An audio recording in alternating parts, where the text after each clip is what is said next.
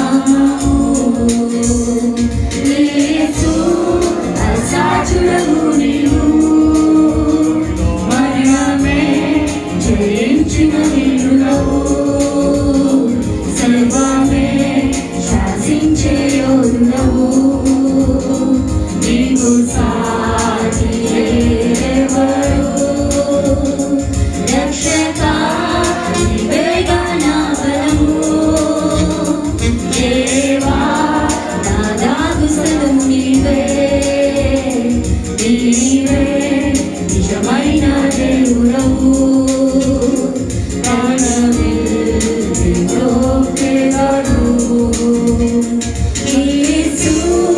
అసాచుడవు నీవు, మరణమే జయించిన వీరుడవు, సర్వమే శాసించే యోధుడవు, నీకు సాటి ఎవరు, రక్షక నీవేగా నా బలము, దేవా నా దాగుసలము నీవే, నీవే నిజమైన దేవుడవు,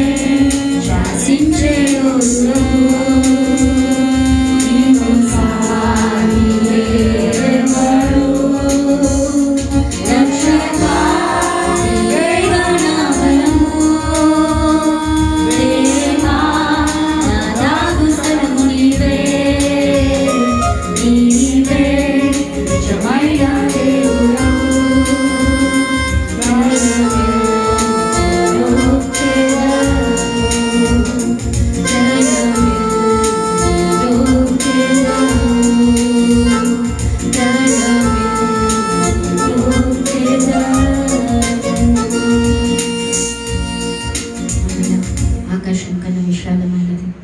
విశ్వం అంతటా వ్యాపించిన మీ నామమును స్తుతించడానికి, గణపరచడానికి, కొనియాడడానికి ప్రభా, మీ నామంని హెచ్చు చేయడానికి మీరు మాకు ఇచ్చిన ధన్యతను బట్టి మీకు వందనాలు, స్తుతులు, స్తోత్రాలు చెల్లించుకుంటున్నాం నాయన. ఈ యొక్క నామంలో తప్ప మరి వేరే నామంలో ప్రభా రక్షణ లేదు ప్రభా. మీరు ప్రేమించి మాకు ఇచ్చిన గొప్ప రక్షణను బట్టి మీకు వందనాలు ప్రభా. నేను ఇంతవరకు మీ యొక్క ప్రసన్నతను, మీ యొక్క సన్నిధిని మా మధ్య ఉంచి నడిపించినందుకు మీకు వందనాలు ప్రభా.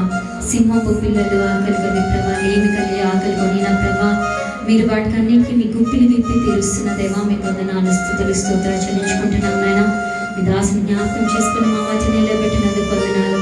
మీ దాసుని ద్వారా ప్రభా మేము వినబోతున్న మాటలన్నింటినీ ప్రభా మేము స్వీకరించి ప్రభా సాత్విక మనసుతో అంగీకరించే కృపను ప్రభా మీరు మాకు దయచేసినందుకు మీకు వందనాలు, స్తుతులు, స్తోత్రాలు చెల్లించుకుంటూ ఈ యొక్క స్థలం మీద ప్రభా మీ యొక్క మనస్సును ఎల్లప్పుడూ ఉంచినందుకు మీకు వందనాలు, స్తుతులు, స్తోత్రాలు చెల్లించుకుంటూ మమ్మల్ని మేము తగ్గించుకొని మీ నామం మాత్రమే హెచ్చిస్తూ మా నోటి మాటలు మా హృదయ ధ్యానానికి దృష్టికి అంగీకారంగా చేసి నడిపించినందుకు మీకు వందనాలు, స్తుతులు, స్తోత్రాలు చెల్లించుకుంటూ ఈ స్తుతి ఆరాధన మీకే సమర్పించుకొని ఇచ్చినాను తండ్రి.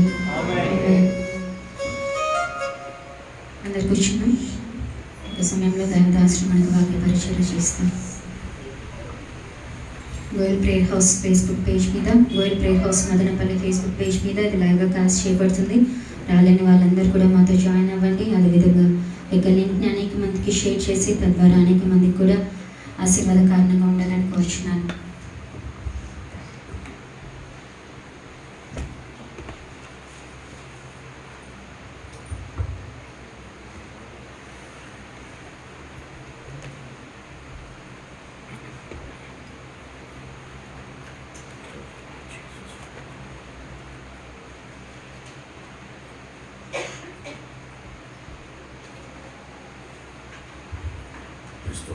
హల్లెలూయా. అందరూ బాగున్నారా? బాగున్నారు అడిగాను నేను. హల్లెలూయా. యెహోవా మీకు తోడేయును గాక. ప్రియమైన వాళ్ళరా వందనాలు, అందరికీ వందనాలు.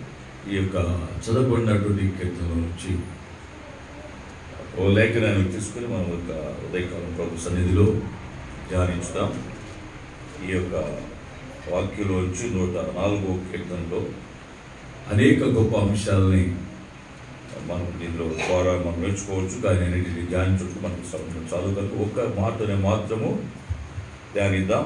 104వ కీర్తనలో 33, 34 వచనాలని గట్టిగా చదవలేదు ఎవరైనా? నా జీవిత కాలమంతయు నేను యెహోవాకు కీర్తనలు పాడెదను. నేనున్నంత కాలము నా దేవుని కీర్తించదను. హల్లెలూయా. ఆయన గూర్చిన నా ధ్యానము ఆయనకి ఇంపుగా ఉండును గాక. నేను యెహోవా యందు సంతోషించదను. హల్లెలూయా. నా జీవిత కాలం అంతయు నేను యెహోవాకు కీర్తనలు పాడెదను. నేనున్నంత కాలము నా దేవుని కీర్తించదను. ఆయన గూర్చిన నా ధ్యానము ఆయనకు ఇంపుగా ఉండునుగాక. నేను యెహోవా యందు సంతోషించదను. దేవునికి స్తోత్రం కలుగును గాక. నేను యెహోవా యందు సంతోషించదును గాక అనుకుంటున్నాడు ఆయన. Praise the Lord. చిన్న ప్రార్థన చేసుకుని దేవుని వాక్యానికి వెళ్దాం. దేవుని సహాయం కోసం అర్థిస్తాం. తిమోతి ప్రార్థన చేస్తాం.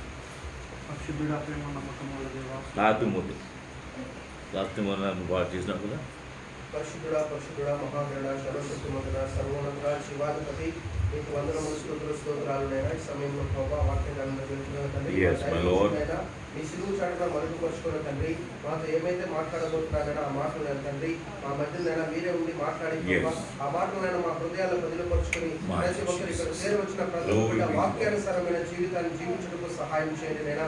ఈ వాక్యమైన గద్దింపునైనా హెచ్చరింపునైనా మాకు దయచేసి ప్రభా మా హృదయాలను సరిచేసుకుని మా జీవితాలను సరిచేసుకుని తండ్రి ఈ వాక్యానుసారమైన పిల్లలుగా నీకు ఇష్టానుసారమైన పిల్లలుగా మీరు సహాయం చేయండి. ఇదిగోనైనా మా దైవజనుడైన తండ్రి మాట్లాడబోతున్న మా దైవజనుడు మీ ఘోరగా వాడుకొని ప్రభా ఇదిగోనైనా మా దైవజను ద్వారా మాట్లాడబోతున్న ప్రతి మాటను మా హృదయాల్లో పదిలపరుచుకొని ఇదిగో మా జీవితాలను సరిచేసుకోవడానికి సహాయం దయచేయండి. యేసుక్రీస్తు నామములో అడిగి ప్రార్థించి స్తుతించి కనపరుస్తున్నాం మా తండ్రి. ఆమేన్. హల్లెలూయా. హల్లెలూయా. అందు ఉద్యోగ ప్రభు స్తుతిస్తూ వాక్యాన్ని ధ్యానించుదాం. ఈ కీర్తనకారుడు నా జీవిత కాలం అంతా కూడా నేను యెహోవాకు కీర్తనలు పాడేదను. మనం ఏం చేయాలట? కీర్తనలు పాడాలి. సంఘమంతా కలిసి ఏం చేయాలి? పాడాలి. పాడడం నేర్చుకో. నాకు రాదంటానికి వీల్లేదు. ఏదో ఒక దేవుడు మన స్వరాన్ని చూడు, అందరితో కలిసి సమాజంలో పాడచ్చు. ఇప్పుగా ఒక దగ్గర రాయకూడదు. అదొక మరొక కోణం. అది నా జీవితకాలం అంతా నేను యెహోవాకు కీర్తనలు పాడేదను అంటూ ఒక మాట అన్నాడు. నేను ఉన్నంత కాలము నా దేవుని కీర్తించను. దేవునికి స్తోత్రం కలుగును గాక. ఇప్పుడు చెప్పడం వాళ్ళు చాలా ఉన్నారు. హల్లెలూయా చెప్పడం వాళ్ళు. వీళ్ళు చచ్చిన వాళ్ళు, వీళ్ళంతా వీళ్ళు చచ్చి పాతి పెట్టుకోండి వీళ్ళంతా కూడా. ఆయన అంటాడు ఉన్నేతో చెప్తా అంటున్నాడు ఆయన. ఇంకా రాజు దావీదు రాజు ఉంటే మనం ఎట్లా ఉంటుందో తెలియదు కానీ మళ్ళీ చెప్తున్నా ఇప్పుడే వాక్యం ప్రకటిస్తున్నప్పుడు నా వైపు చూడాలి, నన్ను టెంప్ట్ చేయకండి, నీ అవిధేయతను బట్టి నాకు ఆవేశాన్ని రోషాన్ని పుట్టించొద్దు. అదేనమాట. దేవుణ్ణి మనం గౌరవిద్దాం, దేవుడి వైపు చూద్దాం. బైబిల్తో సత్యం ఏంటంటే భూదిగంత నివాసులారా ఆయన వైపు చూడాలి, మనం ఆయన వాక్యం వైపు చూడాలి, కనిపెట్టాలి. కనుక నా ప్రియమైన వాళ్ళనా నేను ఉన్నంత వరకు పాడుతాను అంటున్నాడు ఆయన, కీర్తిస్తాను అంటున్నాడు ఆయన. అంటూ ఆయన కూర్చున్నటువంటి యొక్క ఏమిటి నా ధ్యానం ఆయనకు ఇంపుగా ఉండును గాక. నీ ధ్యానం ఎట్లా ఉంది? ఇంపుగా ఉందా, కంపుగా ఉందా? నీ ధ్యానము వింటున్న నా ప్రియమైన వాళ్ళారా, మన ధ్యానం ఒకసారి పరిశీలించుకుందాం. ఇంపుగా ఉందా మన ధ్యానము దేవుని సన్నిధిలో? యథార్థమైన భక్తి, పరిశుద్ధమైన భక్తి, నీతిగల భక్తి, నమ్మకమైన భక్తి చేస్తూ దైవ చిత్తానుసారముగా దావీదు వలె ప్రభువుని ఆరాధిస్తూ కీర్తిస్తూ ఆయన కూర్చున్న వాక్య ధ్యానము ఆయన ధ్యానించుట ఇంపుగా ఉందా? చూడేమంటాడైనా ఆయన కూర్చిన నా ధ్యానము ఆయనకు ఎవరికంట? అసలు నువ్వు ధ్యానిస్తుంటే నీ భర్తకి ఇంపుకుందా? అసలు నీ భార్యకి ఇంపుగా ఉందా?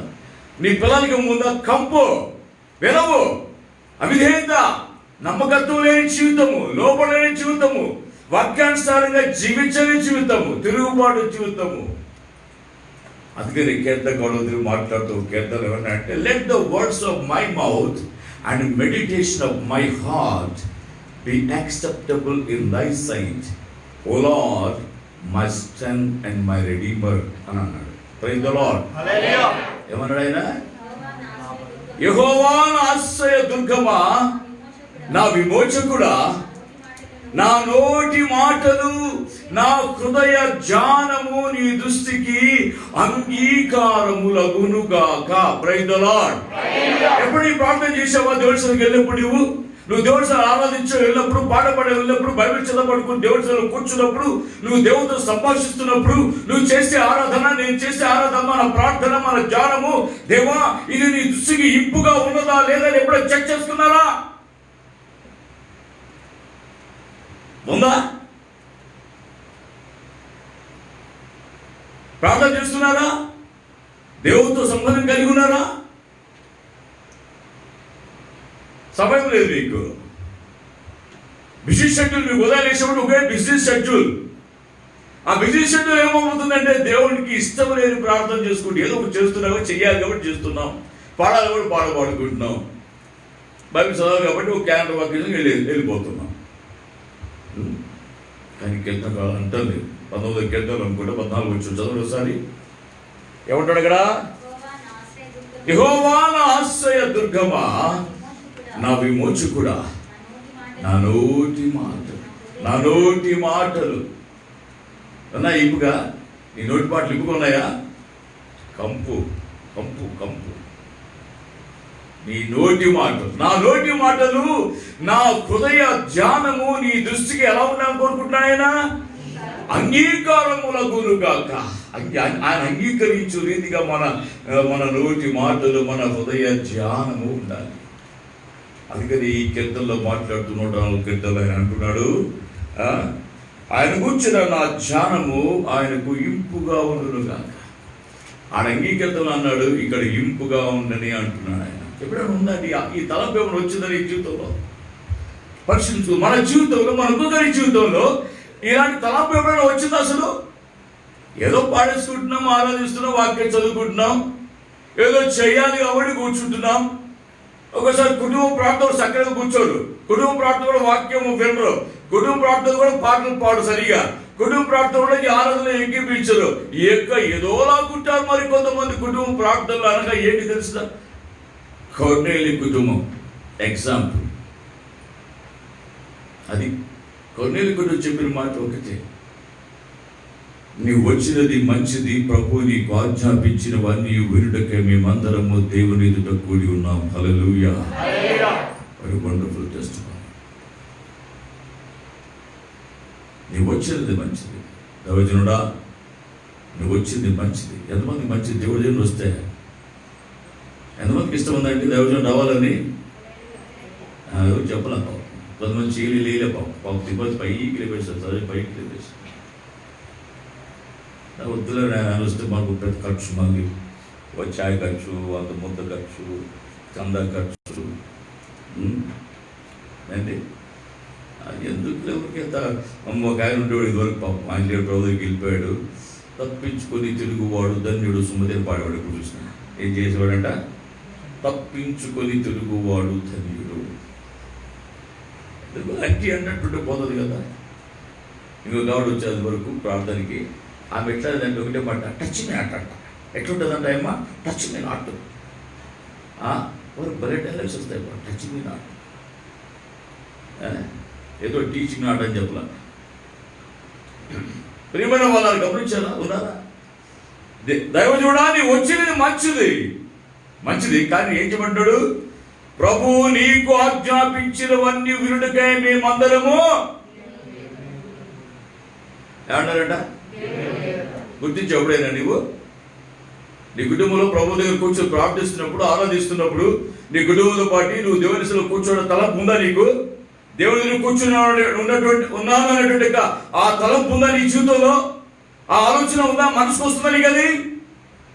అసలు గుడికి చేస్తున్నారు లేదా? అలాంటి ప్రార్థన చేసుకుంటున్నారు లేదా? అసలు నీ కుటుంబంతో పాటు ఎంతకాలం మంది కూర్చొని ప్రభుని ఆరాధించి స్తుతించి నీవు నీ కుటుంబంతో పాటు కూర్చొని దేవుని పాదాల చెంత ఆరాధించి కీర్తించి ఎన్ని దినాలైంది, ఎన్ని సంవత్సరాలైంది ఉంటున్నారా?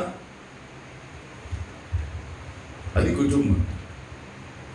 అది దేవుని దృష్టి ఇంపుగా ఉండేది. నా ధ్యానం, నా మాటలు, నా హృదయ ధ్యానం నీ దృష్టికి అంగీకారములు అవి ఇంపుగా ఉండును కాక నా జీవితకాలం అంతా కూడా నేను కీర్తిస్తా అని అంటూ ఏమన్నాడైనా? ఆయన కూర్చిన నా ధ్యానం ఆయనకు ఇంపుగా ఉండును గాక, నేను యెహోవా యందు సంతోషించదును. దేవునికి స్తోత్రం కలుగును గాక. నేను ఏమన్నాడైనా? నేను యెహోవా యందు. అదేనమాట సంతోషం. ఎక్కడ చూస్తే దేవుడు తప్ప మన ఎక్కడో సంతోషం లేదండి. దయచేసి నా మాటలు ఆలకించి జాగ్రత్తగా. పరిశుద్ధ గ్రంథంలో చాలా మంది రకరకాల సంతోషం కలిగి ఉన్నవారు ఉన్నారు. కానీ 2 మాటలు, ఒక 3 మాటల్ని పరిశుద్ధ గ్రంథంలో తీసుకొని ఆ సంతోషం ఎలా కలుగుతుంది మన జీవితంలో అనే అంశాన్ని కొద్ది సమయం మనం దేవుని యొక్క వాక్యం ధ్యానిస్తాం. హల్లెలూయా.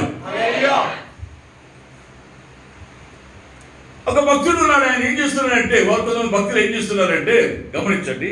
అపోస్తుల కార్యములు మనం చూసినట్లయితే, అపోస్తుల కార్యములు దయచేసి 5వ అధ్యాయము 40 నుంచి 42 వచనాల భాగం చూసినట్లయితే అక్కడ మాట్లాడబడింది. అపోస్తుల కార్యములు 5వ అధ్యాయము 40 నుంచి 42 వచనాలు చదవండి దయచేసి. బాలతిని మాటకు సమ్మతించి అపోస్తలుని పిలిపించి కొట్టించి యేసు నామమును బట్టి బోధింపకూడదని ఆజ్ఞాపించి. అంటే ఏం చేశారు ఇక్కడ? 5వ అధ్యాయంలో గొప్ప ఘనమైన కార్యం చేశారు దేవుని ప్రవక్తలు వారు. దాన్ని బట్టి వాళ్ళు కోపం వచ్చింది అధికారులకు. వారు బాగా హింసించారు, హేళన చేశారు, కొట్టారు. ఈ నామను బట్టి మీరు ప్రకటించకూడదని చెప్పారు. ఆయనను కూడా ఈ అపోస్తలులు వెళ్ళి ప్రకటించారు. అప్పుడు వారి మధ్యలో ఒక పెద్ద ఆయన లేచి, అదే మీరు వాళ్ళు మొదలు పెట్టకండి. ఇది వరకు 2 గ్రూపులో లేచారు, 2 లీడర్స్ లేచారు. మరి వాళ్ళతో పాటు వాళ్ళు నశించిపోయారయ్యా. దయచేసి మీరు దేవునికి విరోధంగా పోరాడుతున్నారేమో జాగ్రత్త అని అన్నారు. అన్నప్పుడు వాళ్ళు ఏం చేశారంటే, అది ఎందుకని మంచిది పెద్ద ఆయన మాటలు విన్నాం అనుకొని ఆ పెద్ద ఆయన మాటలు విన్న తర్వాత వాళ్ళు ఏం చేశారంటే, ఈ అపోస్తలులు ఏం చేశారు? పిలిపించారంట. ఎందుకని? మంచి పొలాలు పెడదామని కాదు, చందా ఇద్దామని కాదు, లేదా మంచి వస్త్రాలు కుట్టిస్తామని కాదు. ఏం చేశారట? వారు అతని మాటకు వారిని పిలిపించి. అది చదవండి, అందరూ చూసుకోండి, చదవండిరా ముద్దు మొహలారా. వారు అతని మాటకు సమ్మతించి. బైబిల్ తీసిన వాడు ఎవరో పని వెంట వెంటనే చదవడం నేర్చుకోండి. గంగలో కూర్చోకండి దేవుని సన్నిధిలో. ఎవరు చదవడం ఊపికండి, వేరే చదవాలనుకో మరి వెంట పెట్టి చదవండి, చదివి పెట్టండి త్వరగా. చదవండి. మరి వారు అపోస్తలులను పిలిపించి. ఏమిటి? పిలిపించి కుట్టుబెట్ల ఏం చేశారట? కొట్టించారు. పిలిపించి కొట్టించారట. వింటున్నారండి? పిలిపించి కొట్టించారట. ఆ సమాజంలో పెద్ద వ్యక్తి చెప్పినప్పుడు ఆయన మాటలు ఆలకించి అంగీకరించాడు. ఏం చేశారంటే, సరే నువ్వు చెప్పినట్టు చేద్దాం, ఎందుకైనా మంచిది, సరే నా అపోస్తలులు పిలిపించి ఏం చేశారు? రాడా అని చెప్పి పిలిపించి వాళ్ళని బాగా కొట్టించారు. కొట్టించి యేసు నామమును బట్టి బోధింపకూడదని ఏం చేశారట? యేసు నామాన్ని బట్టి బోధించకూడదని ఆజ్ఞాపించి వారిని విడుదల చేశారట. బాగా మంచిగా పాయింట్ అందరూ చూసుకోండి.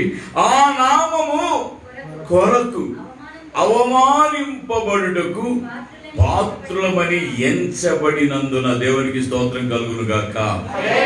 దేవుని నామము కొరకు, ఆ నామము కొరకు అవమానింపబడడానికి మేము పాత్రము అని నా దేవుడు ఇచ్చాడు. అదే మాకు గ్రేట్ ప్రివిలేజ్. హల్లెలూయా. అది నన్ను ఇంత ఘనత చేయడం పిలిచాడు కదా, అందుకు నాకు సంతోషమయ్యా. ఇంతమంది నన్ను హాని చేశాడు కదా, అందులో సంతోషం. ఇంతమంది నన్ను గమనించారు కదా, అబ్బా ఏది అని అనుకుని నాకు అద్దెంటి భలే సంతోషం కలిగి. ఎందుకంటే పెద్ద సీట్లో కూర్చోబెట్టి పొలాలు వేసి శాలువు కప్పి చేతికి బొక్కే ఇచ్చి చేతికి బోండం ఇచ్చి తాగురైనా తప్పిపోతుందని అది కాదు సంతోషం.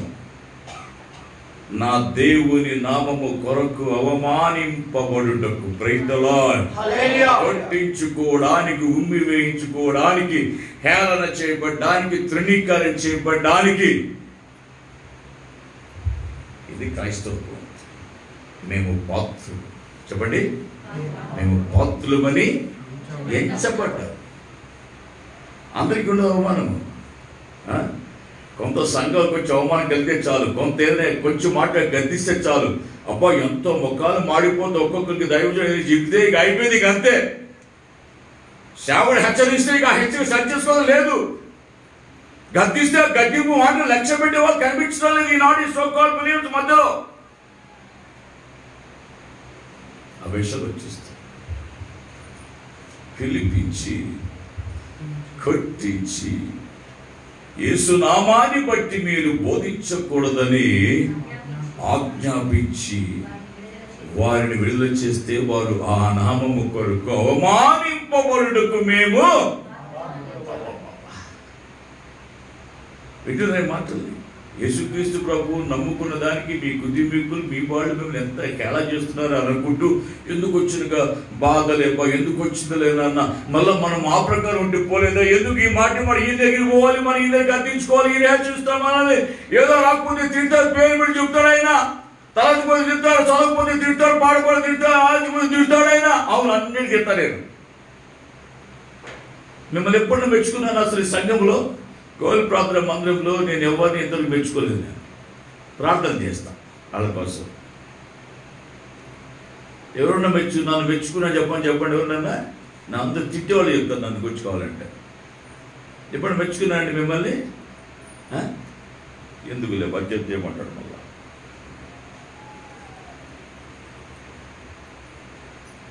వింటున్నారండి? ఆ నామము కొరకు మేము అవమానింపబడుకు పాత్రులమని ఎంచబడిన వారై ఏం చేశారంట? దావీదు ఏమన్నాడు? నేను యెహోవా యందు ఏమంటున్నాడు ఆయన? సంతోషిస్తున్నా. సంతోషం ఎట్లా వస్తుంది వ్యక్తికి? దేని బట్టి సంతోషించాలి? దేవుని బట్టే, ప్రభుని బట్టే, ప్రభుని కలిగి ఉన్నానని బట్టే.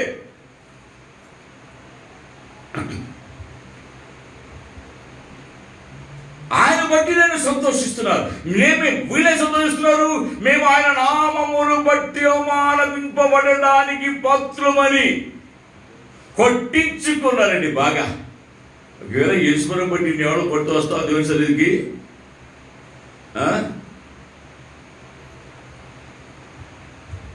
దేవుని నామాన్ని బట్టి ఎవరో తుడిగా చేసి చాలా చేసి అవమానపరిస్తే నువ్వు వస్తావా దేవుని దగ్గరికి?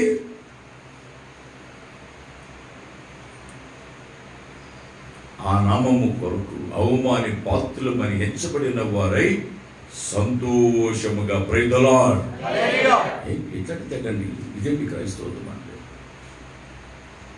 ఆ నామమును బట్టి సంతోషించు వాళ్ళు ఏం చేశారట? మహాసభ ఎదురు నుంచి వెళ్ళిపోయి ఏమిటి? ప్రతిదినము దేవాలయములో ఇంటింటను మానక బోధించుచు యేసే క్రీస్తుని ప్రకటించుచుండేది. దేవునికి స్తోత్రం కలుగును గాక. ఇందాక వాళ్ళు ఏం చేశారు? యేసు నామాన్ని బట్టి బోధించకూడదని పిలిపించి ఏం చేశారు? కొట్టించి పంపిస్తే వాళ్ళు ఏం చేశారు? ఎంత కొడితే ఎంత తిట్టే అంత నిజమైన సేవకుడు పనిచేస్తారు, నిజమైన విశ్వాసం పనిచేస్తారు. ఆమేన్.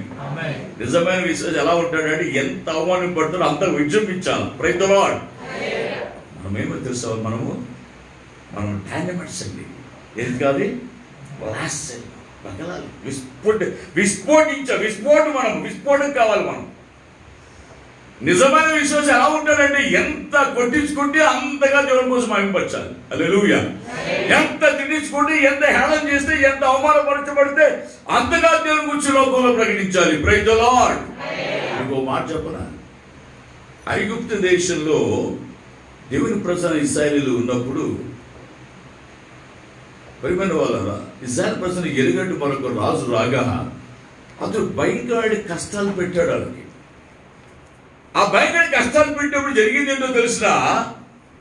వారు శ్రమపడిన కొలది వారు బహుగా విస్తరించి, నిర్గమకాండం 1వ అధ్యాయంలో ఆ మాట రాయబడి చూసుకోండి ఒకసారి. నిర్గమకాండము 1వ అధ్యాయంలో అయినను ఐగుప్తీయులు వారిని శ్రమపరిచిన కొలది 1వ అధ్యాయము 12వ వచ్చే భాగంలో అందుకు తీసుకొని చూసుకోండి. అయినను ఐగుప్తులు వారిని శ్రమ పెట్టిన కొలది వారు విస్తరించి ప్రబలిరి. హల్లెలూయా. ఏమన్నారండి? మరోసారి వాక్యాన్ని. అయినను ఐగుప్తీయులు వారిని శ్రమ పెట్టిన కొలది, శ్రమ కలిగిన కొద్ది వాళ్ళు ఏం చేశారంట? నీకు శ్రమ కలిగి ఏమవుతున్నావో ఇంకొద్ది సార్లు నాకు అబ్బలేదు ప్రభు, నాకు చేతకాదు, నాకు అబ్బలా. ఓకే అమ్మ ఏమో ప్రార్థనకు వస్తాడు, ఈ మధ్య రాకుండా అయిపోతే నాకు అబ్బలేదయ్యా, మా ఇంట్లో కష్టం నాకు, ఆయన నాకు అప్పడలే ఏదంట అప్పుడంట. అప్పుడు మనకు కొంచెం కష్టం వచ్చి చాలు అయిపోతాం. ఇదే సందర్భం చాలా ఇక మనకి ఎందుకులే. మన లోకస్తులు ఎంతో బాగుండేది. ఇదేంది ఇప్పుడు చూస్తే పోతే ఆయన హెచ్చరిస్తాడు, గద్దిస్తాడు, వాక్యంతో మాట్లాడతాడు ఆయన, మరి ఏదేదో మాట్లాడతాడు, ప్రార్థన లేకపోతే తిడతాడు, దూషిస్తాడు ఆయన, కోపపడతాడు మన మీద. మనం ఏదో పోతే కొన్ని కానుకలు ఇస్తామంటే కానుకలు తీసుకో మన డబ్బు తిని మనల్ని తిడతాడు ఆయన. హల్లెలూయా. ఇచ్చే కానుక తిని చూడు ఇట్లా వైపు. మరి ఇది ఒకసారి లెక్కేసుకోండి, ఎంత ఏం చేస్తున్నావో, ఎంత ఇస్తున్నావో, నువ్వు ఇచ్చింది ఎంత, నా ఖర్చు ఎంత, పోయింది ఎంత, మిగిలింది ఎంత, నీకు వాటా ఎంత.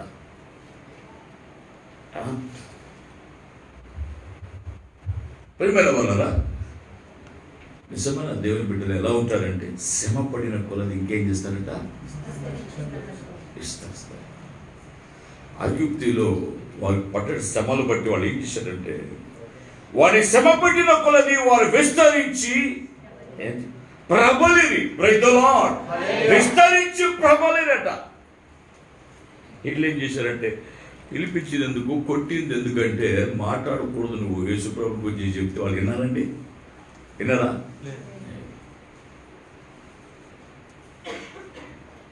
ఈ వాయిల్పాన్ చూస్తున్న ఈ నలుగురు అమ్మాయిలు, ఒక అమ్మాయి, ఒక ముగ్గురు అమ్మాయిలు ఏం చేస్తారు, వాళ్ళు ఎప్పుడు ఏమంటారంటే ప్రార్థించినప్పుడు మీ ప్రార్థన అంశం అంటే అయ్యా మేము దేవుని సేవ చేయాలి, ప్రార్థించాలి. ఇంతవరకు వాళ్ళ కోరిక ఎప్పుడు చెప్పలేదు. బాగా వచ్చింది 3 నెలల్లో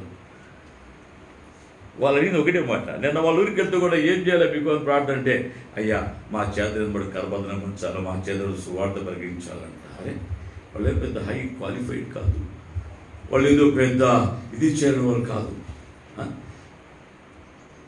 ధనవంతులు కాదు, గొప్పవారు కాదు, ఏదో డబ్బున్న వాళ్ళు కాదు. నాకు బల సంతోషం అనిపించింది. మరి వాళ్ళు ఏం చేస్తారు రాబోదేమో నాకే తెలియదు, కానీ ఇప్పుడు పర్వాలే, మనకు తెలియదు కదా. కానీ అది దాంట్లో నిలబడి ఉండండి. నన్ను ఎవరు ఏం చేయలేరు అనుకోండి, మీరు అన్న మాటని దాని మీద నిలబడి ఉండండి. హల్లెలూయా. నా ప్రభు పని చేయాలి. ఆమేన్. ఉన్నారా మీరు? మీ పక్కన చెప్పాడు ఏదైనా సువార్తని కర్మతులు ఇచ్చారా, ప్రకటించారా, సాక్ష్యం చెప్పావా? నా పక్కన చూడండి, అట్లా నా పక్క చూస్తున్నట్టు అట్లా పెట్టుకొని చూస్తున్నట్టు ఎట్లా చూసుకుంటుంటారు. వల్ల నా వైపు చూడండి, డైరెక్ట్ ఏం కాదు.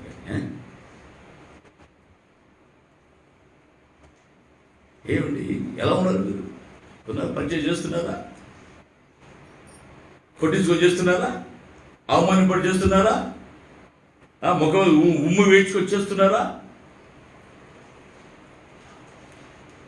అపోస్తులు ఇప్పుడు కూడా ఎవరు కూడా సుఖశాంతంతో లేరండి. వాళ్ళు ఆ దుఃఖంలోనే, వేదనలోనే, సమస్యలోనే దేవుని పరిచయం కొనసాగించారు. Praise the lord.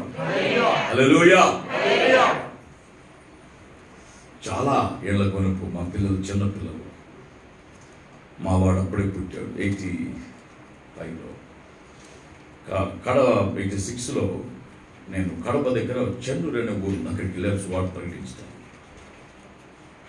కరపత్రాలు పంచుతూ ఆ వీధిలో మధ్యలో పడి వాక్యం చెబుతూ ఉంటే ఇంత పెద్ద పెద్ద రాళ్ళు వేసుకుంటారండి, ఇస్తున్నారండి. దేవుడి గొప్ప ఒక రాయి కూడా తగల నాకు. ఆ ఊరు పెద్ద వచ్చి అడ్డుపడే రాగంటాను అడ్డుపడ. ఒకవేళ అడ్డుపడకుంటే నా పరిస్థితి ఏమిటో తెలియదు. కానీ వాళ్ళందరూ అడ్డుకొని అరే ఆయన ఏం చెప్పాడు, ఏదో ఆయన కూర్చి ఆయన నమ్ముకుని వేసి కూర్చి చెప్తున్నాను అంతే కదా, మంచి పాట చెప్తున్నాడు కదా, ఎందుకు ఆవేశపడతారు మీరు? ఆయన పోనివాడు అడ్డుపడ్డాడు. ఆయన ఆ వచ్చిన గుంపంతో చూసి నా కాలేజీలో గడగడ పోయి ఒక్కసారి నా భార్య పిల్లలు గుర్తు రాలేదు, కానీ యేసుప్రభు గుర్తొచ్చాడు నాకు. ఆమె నా భార్య గురించి అనుకున్నారా? నాకు యేసుప్రభు గుర్తొచ్చాడు, నాకు స్టెఫన్ గుర్తొచ్చాడు నాకు.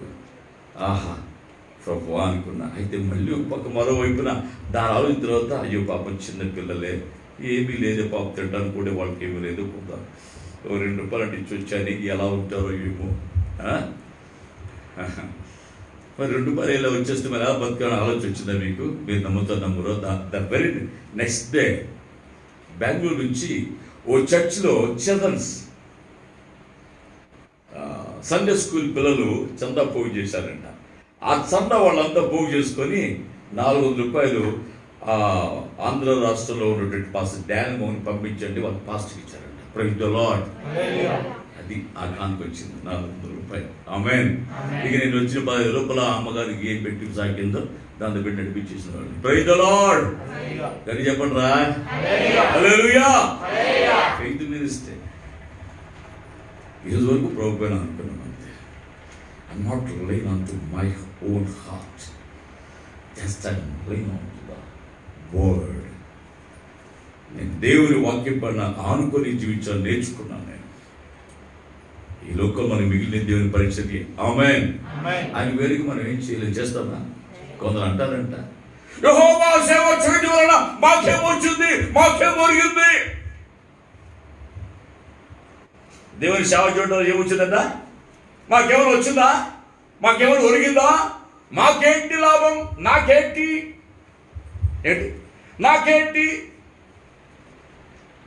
అని అనుకునే వాళ్ళు ఉన్నారు. మలకి గ్రంథం 3వ అధ్యాయంలో ఆ మాటలు కనిపిస్తే ఒకసారి చూడండి. దేవుని వాక్యంలో నుంచి మలకి గ్రంథము 3వ అధ్యాయంలో, తండ్రి దయచేసి ఆ వాక్యం అందరూ తీసుకోండి. బైబిల్ తీసుకోండి. మలకి గ్రంథం 3వ అధ్యాయంలో 12వ వచనం భాగం నుంచి చదువుకుందాం. 11 చదవండి. యెహోవా సెలవిచ్చినదేమనగా, నన్ను గూర్చి మీరు బహు గర్వపు మాటలు పలికి మేము గూర్చి మేము ఏమి చెప్పిద్దామని మీరు అడుగుదురు. ఏం మాట్లాడుతున్నారంట? గర్వ మాటలు మాట్లాడతారంట. పొగురు పట్టు మాటలు వస్తుంటాయి. చాలా మందికి గర్వపు మాటలు దొరుకుతుంటాయి. అదృశ్యం ధ్వనిస్తూ ఉంటాయి. కొంతమంది నోరు తెరిస్తే చాలు. చదువు ఏమంటాడు అక్కడ? దేవుని సేవ చేయుట నిష్ఫలమనియు. ఏమని? దేవుని సేవ చేస్తే ఏమనుకుంటున్నారండి? గడి చెప్పండి. నువ్వు చేసే అంత నిష్ఫలమేంటి? దేవుని సేవ ఒక్కటే ఫలం. ఆమేన్. అర్థమవుతుందా?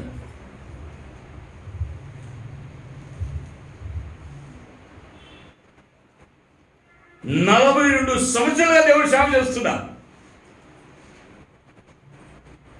ఎన్నో కష్టాలు ఎదుర్కొని పరీక్షలు కొనసాగించా. 62 సంవత్సరాలు దేవుడు ఇచ్చిపెట్టాను నన్ను. ఈ దినం వరకు కూడా అద్భుతంగా పోషిస్తున్నాడు. ఈనాడు ఎవరి వద్దకు వెళ్ళి చేయి చాచి యాచించింది తెలియదు. నాకు కలిగింది ఇవ్వడానికి పెట్టాడు దేవుడు. Praise the lord. లేగులు ఉన్న స్థితిలో ఈ రోజు కొట్టిల్చుడే. భూమి మీద ఎవరి దగ్గర అప్పు చేయలేదు, అప్పు చేయదు కూడా. ఎవరికి బాకీ లేదు. భూమి మీద ఎవరు వచ్చి నువ్వు ₹1 అప్పు ఉన్నావు అని అడిగిన వాడు లేడు, ఉండడు, ఉండకూడదు. ఎందుకంటే దేవుడి రాస్తుంది. అప్పు ఇచ్చాడు రాసింది కాదు. మనమైతే అప్పు ఇస్తే చాలా ఆదోళన నుంచి వస్తారంట. అప్పు ఇస్తామంటే చాలా అమెరికా నుంచి వచ్చేస్తారు వేసుకొని. బోర్డు పెట్టి అప్పు ఇస్తే వరకేనంటే ఇక్కడ అమెరికా నుంచి వచ్చేస్తారు కావాలంటే. ఆమ్స్టర్డామ్ నుంచి కూడా వచ్చేస్తారు కావాలంటే. ఇయ్యాలి కదా మళ్ళీ ఇచ్చే ఉంటే కదా ఎటు తీసుకుని మళ్ళీ రోడ్ మార్చేస్తారు. పెంచుతారు ఈ మాట. యెహోవా సేవ చేయుట వలన నిష్ఫలమనియు ఆయన ఆజ్ఞలు గైకొని సైన్యములకు అధిపతి యెహోవా సన్నిధిని మనము దుఃఖాక్రాంతులుగా తిరుగుట వలన మనకు ప్రయోజనము అని అనుకుంటున్నారు. నేటి క్రైస్తవులు, నేటి సమాజం ఏమనుకుంటుందంటే దేవుడి సేవ చేస్తే ఏమొస్తుందయ్యా? దేవుడి సేవ చేస్తే ఏమొస్తుందయ్యా? ఇంకో బిడ్డ వచ్చి ఏమన్నదంటే, అయ్యా నా కోసము నా ఉద్యోగం ఉంటే ఉండను కానీ నా కోసం ప్రార్థించండి, నేను సేవ చేయాలి. తర్వాత మరి చేస్తారు. అదొకటే కాదండి, నా వివాహ విషయం కూడా ప్రార్థన చేయండి. ఒక మంచి సేవకుడు దొరికేట ప్రార్థన చేయండి. Praise the Lord. ఏం దొరికేట్లుగంట? సేవకు పడలేదు బట్టలు నాకు కొంతమందికి. కొంతమంది ఉంటారు సేవనా, సేవే దౌర్భాగ్యపు జనాంగాలు. వారి జీవితము దౌర్భాగ్య పరిస్థితి. దేవుని సేవ చేయటం మానిన దౌర్భాగ్యుల యొక్క పరిస్థితి కోక్కలు రాడు సమాజంలో.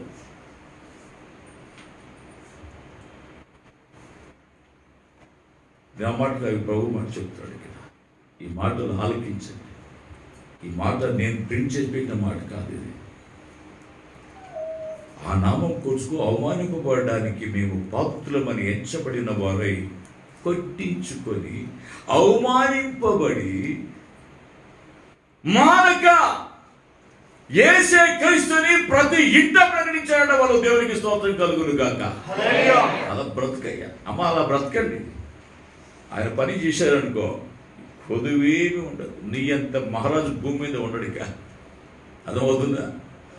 నేను ఎంత మహారాజు తెలుసా? నేను అలాగే నేనేమి భారతదేశ రాజుని కాదు, నా ఇంటికి మహారాజుని. ఎవరి వద్ద చేయడానికి బతుకున్నారు చాలు. అంతకన్నా ఏం కావాలా? ఏనన్నా అంతే కదా. ఎవరికి పోయి అప్పటికి అప్పుడు తిట్టేది అసలు లేదు కదా. అంతే.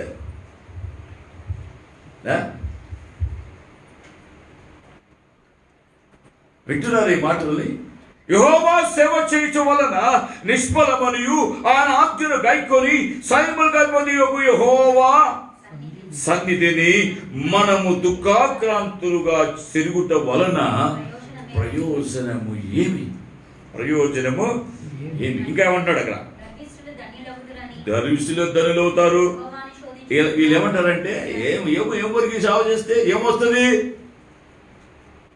కొంతమంది ప్రొవోక్ చెబుతారు అనమాట. వాళ్ళని చూసి వీళ్ళని చూసి ఇంకొకరు చూసి వాళ్ళు అంటున్నారు వీళ్ళు అంటున్నారు. వద్దు. నేను ఎప్పుడంటానంటే నన్ను ఈ స్థితిలో పెట్టాడు. I learn whatever state on to be content. నేను ఏ స్థితిలో పిలబడి ఉన్నానో ఆ స్థితిలో నేను నెమ్మదిగా బ్రతకటము నేర్చుకున్నాను. ఎందుకంటే ఈ లోకం ఇచ్చిపోయినప్పుడు ఏమైనా ఎత్తుకుపోతామండి? ఏదైనా వస్తుందా? నీతో కూడా ఏదైనా వస్తుందా? ఏమీ రాదు. మరి ఎందుకని తాపత్రయం? అవసరం ప్రభు నడిపించేస్తాడు. అందుకని యేసు కూడా ఏం చెప్పాడంటే అనుదినము నీకు భోజనం ఇస్తాను. హల్లెలూయా. ఆయన నేర్పించే ప్రార్థన పరలోక ప్రార్థన అదే. పరలోకమున మా తండ్రి నీ నామం పరిశుద్ధపరచును గాక, నీ రాజ్యం వచ్చును గాక, నీ చిత్తం పరలోకమున భూమి మీద నెరవేరును గాక, మా అనుదిన ఆహారము నేడు మాకు అన్నాడా? ప్రభా ఆ అనుదిన ఆహారం రేపు కూడా మాకు ఇప్పుడే ఇచ్చాను. చెప్పండి నాన్న గట్టిగా. రేపటి ఆహారం కూడా ఇప్పుడే ఇచ్చారా? ఇది రేపేమి సంభవించు నీకు? రేపేమి సంభవించునో నీకేమి తెలియును? రేపేమి సంభవించునో నీకేమి తెలియును? జగదేవతల పూజించుచు జయశీలుడౌదువా, జయశీలుడౌదువా. ఈ రీతిగా సుఖించిన నీ బ్రతుకు క్షేమమా? ఓ సంగమా చెవియునుమా, నీ బ్రతుకు చూదుమా. ఈ రీతిగా రేపేమి సంభవించిన నీకు కనుక రేపటి కొరకు ఎందుకు చూస్తావు? ఒకవేళ నీకు ఏదైనా సాధించి మరి ఈ లోకంలో దేవుని సేవ చేస్తే నాకేంటి ప్రయోజనం? నీ సొంత పనులు చూసుకుంటూ నువ్వు కూర్చోబెట్టుకున్నావు అనుకో. అది ఎవరిని నీవు ఈ రాత్రి నీ ప్రాణముల వారు. ఇది నిజం కాదు. ఈ లైఫ్ నిజం కాదు. ఇది అబద్ధం, మాయ. మోహనొక మాయను ఒక మాయ, మనమంతా మాయ. ఎప్పుడు ఎగిరిపోతామో తెలియదు. ఆవిరి ఎప్పుడైపోతామో తెలీదు. తెలుసా విషయము? ఇది తెలిసి ఎందుకురా నీ బతుకులో కుళ్ళు, మోసాలు, కుటుంబాలు, నిందలు, నేరారోపణలు, చిచ్చి బ్రతుకు మార్చుకోరా నాన్న. మంచిగా బ్రతుకు. మంచి సాక్ష్యం కలిగి ఉన్నాం. మంచి సాక్ష్యం. హల్లెలూయా. ఎందుకని వ్యర్థమని బ్రతుకులో ఎందుకు ఇలా బ్రతుకుతున్నావు? దేవుని సేవ చేయడం నీ ప్రయోజనం ఎందుకు అనుకుంటున్నావు? అందుకని గర్విష్ఠులు మాట్లాడుతున్నాడు. ఏమని? ధన్యులగుదరనియు, యెహోవాను శోధించి దుర్మార్గులు వడ్డీలుదురనియు, వారి సంరక్షణ పొందుదరనియు వారు చెప్పుకొనుచున్నారు. అప్పుడు చూసుకున్న అందరి వాక్యాన్ని, అప్పుడు యెహోవా యందు భయభక్తులు కలవారు ఒకనితో ఒకడు మాట్లాడుకొనుచుండగా యెహోవా చెవియొగ్గి. దేవుని స్తోత్రం చెప్పండి గట్టిగా. హల్లెలూయా. ఒకవైపున ఏమంటారు కదా, దేవుని సేవ చేస్తే మాకేం వస్తుంది? నిష్ప్రయోజనము, వ్యర్థము, గర్విష్ఠులు బాగున్నారు, వాళ్ళు బాగున్నారు, వీళ్ళు బాగున్నారు అనుకుంటున్నారు. మరి మా పరిస్థితి ఎలా ఉంది అని అనుకుంటూ దేవుడి పని ఆయాసపడే వాళ్ళు ఇట్లా మాట్లాడుకుంటుంటే, ఆ సమయంలో దేవుని బాధ్యత కలవారు మాట్లాడుకుంటుంటే ఆయన చెవికి ఏమి చేశాడంట? వాళ్ళ మాట ఇలా వీళ్ళ మాట వింటున్నాడు. దేవుడికి స్తోత్రం కలుగును గాక. నువ్వు మాట్లాడుకుంటుంటే దేవుడి చెవి ఆలకిస్తున్నాడా? చెక్ చేసుకున్నప్పుడైనా ఇద్దరు కలిసి మాట్లాడుకున్నప్పుడు దేవుడు మన మధ్యలోకి వచ్చి మన సంభాషణ వింటున్నాడా? అమ్మాయి మార్గంలో వెళ్తున్న వారితో యేసు తానే దగ్గరికి వచ్చి వారితో కూడా నడిచెను. హల్లెలూయా. హల్లెలూయా. తానే దగ్గరికి వచ్చి నడుస్తాడు నీతో పాటు. ఎందుకు? వారు మాట్లాడుచు వెలుచుండగా. దేవుడికి మన సంభాషణ వినటం ఇష్టం. మరి నీ సంభాషణ ఎట్లుందో మరి నాకైతే తెలియకుండా దేవుడి మధ్యలో వచ్చి నీ సంభాషణ మధ్యలో వింటున్నాడు ఆయన. బైబిల్ ఒక ఆధారం ఉంది. ఎక్కడ ఇద్దరు ముగ్గురు చేరి నా నామమున కూడి ఉందులో ఏకీ వారి మధ్యలో ఏమన్నాడు ఆయన? ఆ మాట నిజం, అది నమ్మాలి. మరి ఎప్పుడు మన మధ్యలో ఆయన విన్నాడా? ఎప్పుడు కూర్చున్నాడు ఆయన వచ్చి నీ యొక్క సంభాషణ మధ్య నువ్వు ప్రార్థిస్తున్నప్పుడు మధ్య ఈ వాక్య ప్రకారముగా ఆయన నీ మధ్య కూర్చున్నాడా? మన బైబిల్ ఎన్నో ఎవిడెన్స్ ఉన్నాయి. శిష్యులతో ఇంట్లో కూర్చున్నారు. వాళ్ళు పునరుత్థాన యేసు వాళ్ళ మధ్యకి వెళ్ళిపోయినాడు. ఆమేన్. హల్లెలూయా. అమ్మ మగలు వాళ్ళు మాట్లాడుతూ వాళ్ళ పాటు కూడా నడిచాడు. హల్లెలూయా. ఇప్పుడు వీళ్ళు మాట్లాడుకుంటే వాళ్ళ మధ్యలో చెవికు ఆలోకిస్తున్నాడు ఆయన. హల్లెలూయా. మరి ఎందుకు దేవుని సేవ చేయడానికి అంత అయిష్టత చూపెడుతున్నావు నీవు? సంగమా, దేవుని సేవ చేస్తున్నావా నీవు? నీకు తెలిసినంత పాటు ప్రకటిస్తున్నావా? సువార్త చెప్తున్నావా? అట్లాగే సంఘ కాబట్టి నేను కూడా పాస్టర్ చెప్పి బిల్డప్ అయ్యేది మళ్ళీ అది వేరు. కాపురత్వం అనేది చాలా గొప్ప దర్శనం. ఎందుకంటే అనుభూతి కూడా చెప్తున్నాను నేను. అందుకని అనేకులు మనకు రెండింతల కఠిన బోధం కాబట్టి అనేకులు బోధకులుగా వండకండి. సువార్త చెప్పచ్చు. సువార్త నీ సాక్షి చెప్పండి, సువార్త చెప్పండి, యేసు దేవుడిని చెప్పండి, ఆయన నమ్ముకోండి, న్యాయం చెప్పండి. లేదు ఎత్తుకుంటా, కొబ్బరి ఎత్తుకుంటా, కర్పూరం వేసుకున్నా నీకోసం ప్రార్థన అని చెప్పదు. మళ్ళీ అర్థమవుతుందా? కొబ్బరిలో కర్పూరం ఎందుకు? మళ్ళా వాటిలో యాభ కూడా ఎత్తుకుర్రా, కాస్త పసుపులు ఎత్తుకుంటారా, మంత్రి సల్తా నీ మీద వెళ్ళిపోతుంది దైవం అనొద్దు. మళ్ళా ఆ దైవం జీని పట్టుకుంటుంది. మళ్ళా జాగ్రత్త. నాకు యేసు తెలుసు, పౌలు కూడా తెలుసు. నువ్వు కోండ్రే అంటారు దైవం. ఎవరి చిత్తంలో చేసావనుకో నువ్వెవడు అసలు? నాకు యేసు తెలుసు, పౌలు కూడా తెలుసు, మరి మీరెవర్రా అనుకొని ఆ యూదుడైన కేవలమైన యూదుడైన వారి పిల్లలు దయ్యాలు వెళ్ళడానికి యేసు నామం ఉచ్చారణ చేస్తుంటే దయ్యవ వారి మీద ఎగిరిపడి వారి బట్టలు ఊడబీరికి ఏం పెరిగి దేవచిత్తం లేకుండా ప్రార్థించబోయినట్టు దయ్యం దగ్గరికి బట్టలు కూడా పెరిగితే జాగ్రత్త. ఒకసారి ఊపించి కళ్ళు మూసుకొని బట్టలు కూడా పరిగెత్తా అంటారు. రోడ్డు ఎట్టుంటావో తరుక్కుంటుంది. మళ్ళా తమాషా చెక్కండి. దయ్యం దగ్గర నక్కలు చెక్కండి. దేవుడు ఏంటి ప్రభు క్షమి, అయ్యో నా బిడ్డ తిరిగి చేస్తున్నాను ప్రభు క్షమించేసి ఇగ్నోర్ చేస్తారు. ఆయన దయ్యం అట్లా ఓడుకోడు. నాకు దయ్యం తెలుసు, నాకు యేసు తెలుసు, యేసు తెలుసు, పౌలు కూడా నాకు.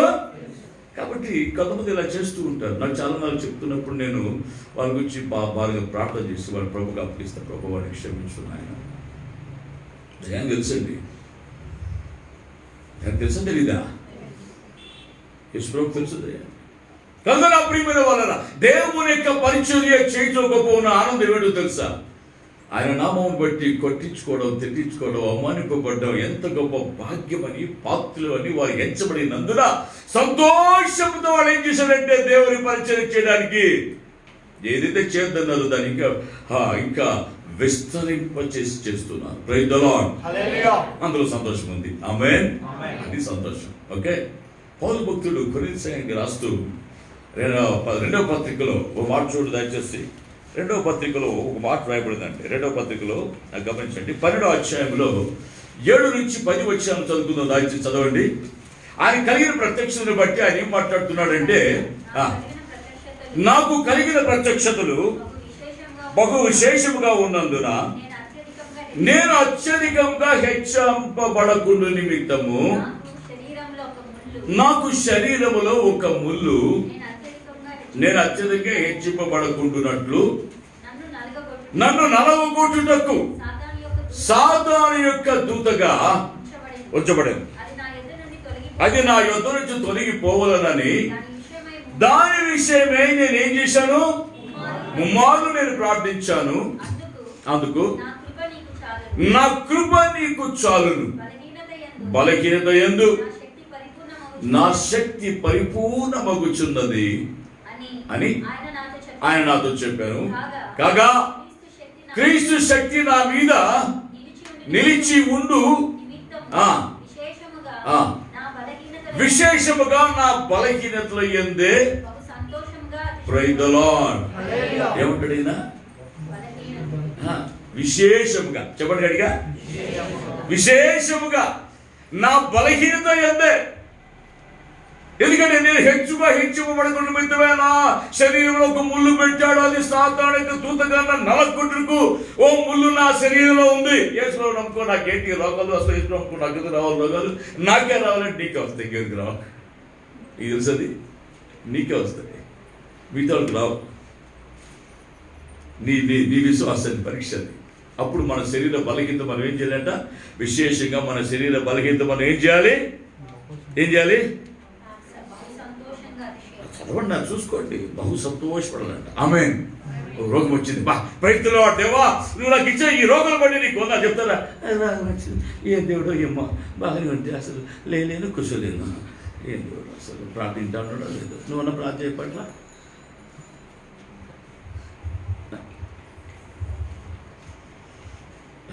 అమ్మ ప్రార్థన చేసి ఎలా ఉందంటే ఏదో సుమారుగా ఉందంట.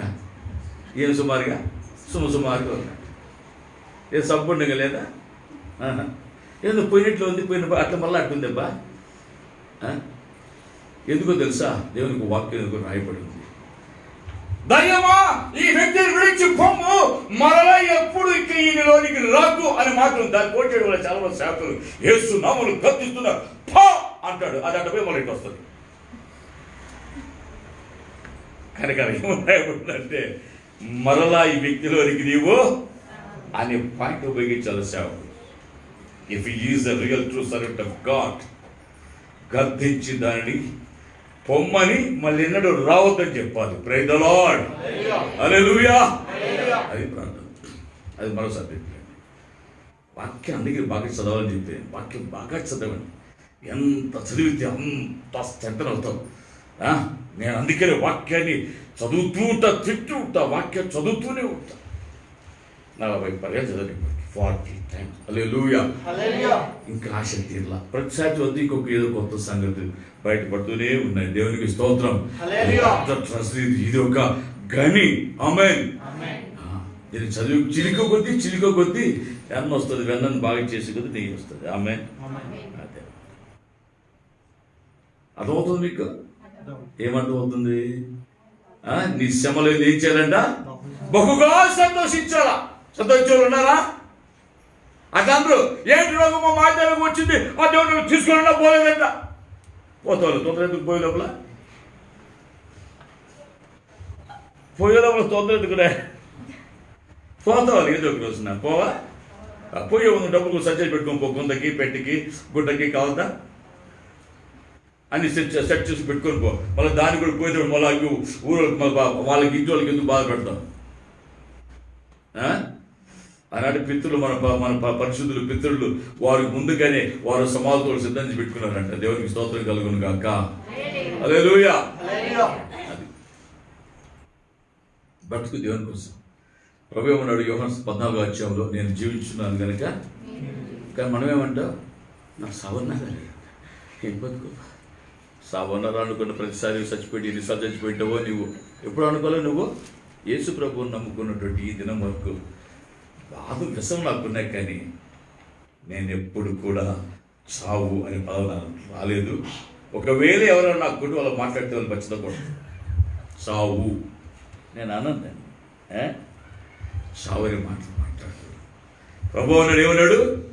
నేను జీవించుచున్నాను కనుక మీరును అని ప్రభు చెప్తున్నాడు. ఎందుకు నేను చావు అన్నా నా గడ్డం ఎందుకని? సిగ్గుమాలడా అసలు నువ్వు యేసుక్రీస్తు ప్రభు రక్తంలో పుట్టావు. అసలు నువ్వు కలగబడ్డావా? నీవు నిత్యమైన విత్తనానికి వచ్చావా? నీవు ఆ మాట నేను సిగ్గులా నీకు? బ్రతికి దేవుని కోసం బ్రతుకు. ఆమేన్. హల్లెలూయా. బ్రతుకు. చావు ఏమంటాడు చూడండి. ఏమంటాడు 14 ఏమన్నాడు? అయితే మీరు నన్ను చూదురు, నేను జీవించుచున్నాను గనుక మీరును. Praise the Lord. నేను జీవించుచున్నాను కనుక మీరును. ఎందుకు మాట్లాడుతావు? నువ్వు ఎప్పుడు అనలేదా? ఇక్కడ కూర్చున్న వారికి చిన్న ప్రశ్న, ఏమనుకోదండి, నువ్వు ఎప్పుడు ఆ మాట అనలా? అందులో నేను ఎప్పుడు ఆ మాట అనలేదు అన్న వాళ్ళు చేసి చూపించండి. అందరూ అన్నోళ్ళేనా? నువ్వు అనలేదురా? Very good God. ఇది ఉండవు నా బ్యాచ్లో మీ తంతా అట్లా అనుకున్నాం లేదా? ఎన్నిసార్లు చచ్చిపోయాడు అనుకునింటే, కానీ ప్రభు ఇది బతుకు చెప్పాడు అనమాట. నువ్వు బతుకు. ఆయన వచ్చే ఉన్నాడు, నా వలన నీకు సౌందర్యం వచ్చింది, బతుకు అన్నాడు. చూడన్న ఉన్న నీ బ్రతుకును చూసి రక్తము చేత ఉప్పు రాయక రక్తములో చూడనసేమున నీ బ్రతుకును చూసి నీ వద్దకు వచ్చి ఇక బ్రతుకు అని నేను అన్నాను కనుక నా వలన నీ సౌందర్యం పరిపూర్ణమైంది కనుక బతికిపో. Praise the Lord. హల్లెలూయా. మాట్లాడతాడు యేసు. కనుక నా ప్రియమైన దేవుని సంగమా, నా శ్రమల యందు అత్యధికంగా నేను సంతోషిస్తున్నాను. ఇంకా ఏమంటాడు పౌలు భక్తుడు మాట్లాడుతూ, నేను ఎప్పుడు బలహీనుడను అప్పుడే నేను ఏంటంట బలవంతుడును. దేవునికి స్తోత్రం కలుగును గాక. అసలు నా బాధలు ఇందాక ఒట్టి నొప్పులు అంటారు. ఏ నొప్పి తీశాడు దేవుడా? వస్తాయి, శరీరం ఉంది కాబట్టి నొప్పులు వస్తాయి. ఇప్పుడు ఉన్నట్టుండి రాత్రి నుంచి ఒకటే నాకు హెడ్ ఎక్ బైక్ గొడవ తీసుకొని ఈడు గుద్దినట్టుంది ఈ స్కల్లో. ఎందుకు తెలుసా? చాలా వేడిగా ఉంది అమ్మాయి, కొంచెము కాస్త బట్టర్ మిల్క్ ఇస్తావంటే నా చిన్న కుమార్తె ఏం చేసిన బట్టర్ మిల్క్ ఓ నిమ్మకాయ వేసి పిండి ఇచ్చింది. హ్యాపీగా తాగిన రాత్రి నుంచి ఇష్టం కల కనిపిస్తాను నాకు. మనం తెచ్చుకుంది కదా ఈ నొప్పి కదా. దీనికి నేను ఏదో అయిపోతే ఎట్లా? ప్రభువానికి స్తోత్రం ఆయన. నా బలహీనత నేను సంతోషిస్తున్నా. Praise the Lord. హల్లెలూయా. ఏంది ఎలవయ్యానా? Praise the Lord. హల్లెలూయా. అది చెప్పండి నోట్ చేసి, అందులో నోట్ చేస్తాను. నన్ను చూసి మీకు కనికరి పట్టలేదంట. హల్లెలూయా. ఇది ఒక సంతోషం. Praise the Lord. ఇది ఒక సంతోషం అన్నమాట. ఈ విధంగా సంతోషిస్తున్నారు. ఆ తర్వాత మూడవ ఒక వాక్యం మాట నేను జ్ఞాపకం చేస్తున్నా. రండి యెషయా గ్రంథంలో ఒక మాట చూసుకుందాం. యెషయా గ్రంథంలో ప్రియమైన వాళ్ళ 58వ అధ్యాయంలోనికి రండి. దయచేసి సందర్భం బైబిల్ తెలుసుకోండి.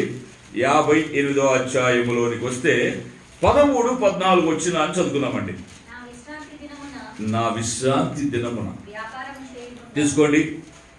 యెషయా గ్రంథము 58వ అధ్యాయము 13, 14 వచ్చాను. బాగా చూస్తున్నారు అందరూ కూడా. నా విశ్రాంతి దినమున వ్యాపారము చేయకుండా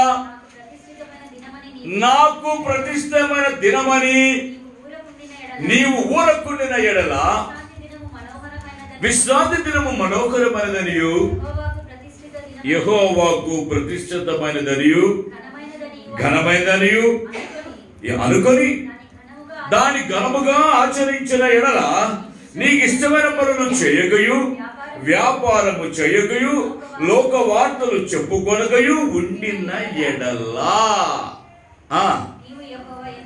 దేవునికి స్తోత్రం కలుగును గాక. ఇది మూడవ ఆనందం. ఒకటి యేసు ప్రభు నామముకు అవమానింపడు సువార్త ప్రకటించుటకు ఒక ఆనందం. రెండవది మన శరీర రుగ్మతలో ఎన్ని కష్టములు వచ్చినా కూడా ప్రభువునందు ఆనందము. మూడవది దేవుని సన్నిధిలో గడుపుట, ఆరాధన మందిరానికి వచ్చుట, సబ్బాతి దినమును లక్ష్య పెట్టుట, విశ్రాంతి దినమును గౌరవించుట, ఆదివారమున ఆరాధన ఎగ్గొట్టకుండా వచ్చుట. దేవునికి స్తోత్రం కలుగును గాక. అలా వచ్చినోడికి ఏమంటున్నాడు ఆయన? నీవు యెహోవా యందు ఆనందించాలి అంటే ఏం చెప్పాడు? రూల్స్ పెట్టాడు. అది మళ్ళీ చదువుకుందాం. ప్రియమైన వాళ్ళ పరిశుద్ధంగా బైబిల్ బట్టి అన్నిటిని మనం చూసినట్లయితే చాలా చాలా గొప్ప సంగతులు ఉన్నాయి. అన్నింటినీ కూడా దాని సమయం చాలదు. క్లుప్తంగా చెప్తాను. 4 మాటలు చదివేసేయండి. ఓకే, వెంటనే దాన్ని చదివి ముగించేస్తాం. ప్రియమైన వాళ్ళ బాగా గమనించండి. దేవుని యొక్క రూల్ ఇది. బైబిల్ చెప్తున్న గొప్ప సత్యం ఇది. నిర్గమకాండంలో చూడండి 37వ అధ్యాయంలో దేవాతి దేవుడు తన సేవకులను ఆజ్ఞాపించాడు. నిర్గమకాండం 37వ అధ్యాయము 16, 17 వచ్చిన చదువుకుందాం. దయచేసి చదవండి త్వరగా. ఇశ్రాయేలీయులు తమ తరతరములకు, గమనించండి, తమ తరతరములకు విశ్రాంతి యొక్క దినాచారములను అనుసరించి ఆ దినమున ఆచరించవలెను. దేవునికి స్తోత్రం కలుగును గాక. తర్వాత అది నిత్య నిబంధన, నాకును ఇశ్రాయేలుకును అవి ఎల్లప్పుడూ గురుతయ్యుండును. ఏలయనగా 6 దినములు యెహోవా భూమి ఆకాశమును సృజించి 7వ దినం ఏం చేశాడట? చూసారా? కనుక ఆ విశ్రాంతి దినమును ఆచరించాలా అన్నది దేవునికి ఉద్దేశం. అది నిబంధన, అది కట్టడ. Praise the Lord. హల్లెలూయా, హల్లెలూయా. చెప్పండి, నాకు కొంచెం బాగుంటుంది ఉద్యోగంగా. బతికే ఉన్నారు కదా ఇదంతా? కొంత డౌట్ ఏపా, బతికే ఉన్నారా? బైబిల్ ఏం చెప్తుందంటే మృతులు భవన స్థితిలోకి దిగిపోవారు యెహోవాను, అది రాయబడింది కీర్తనలో. మృతులు మౌన స్థితికి దిగిపోవారు యెహోవాని.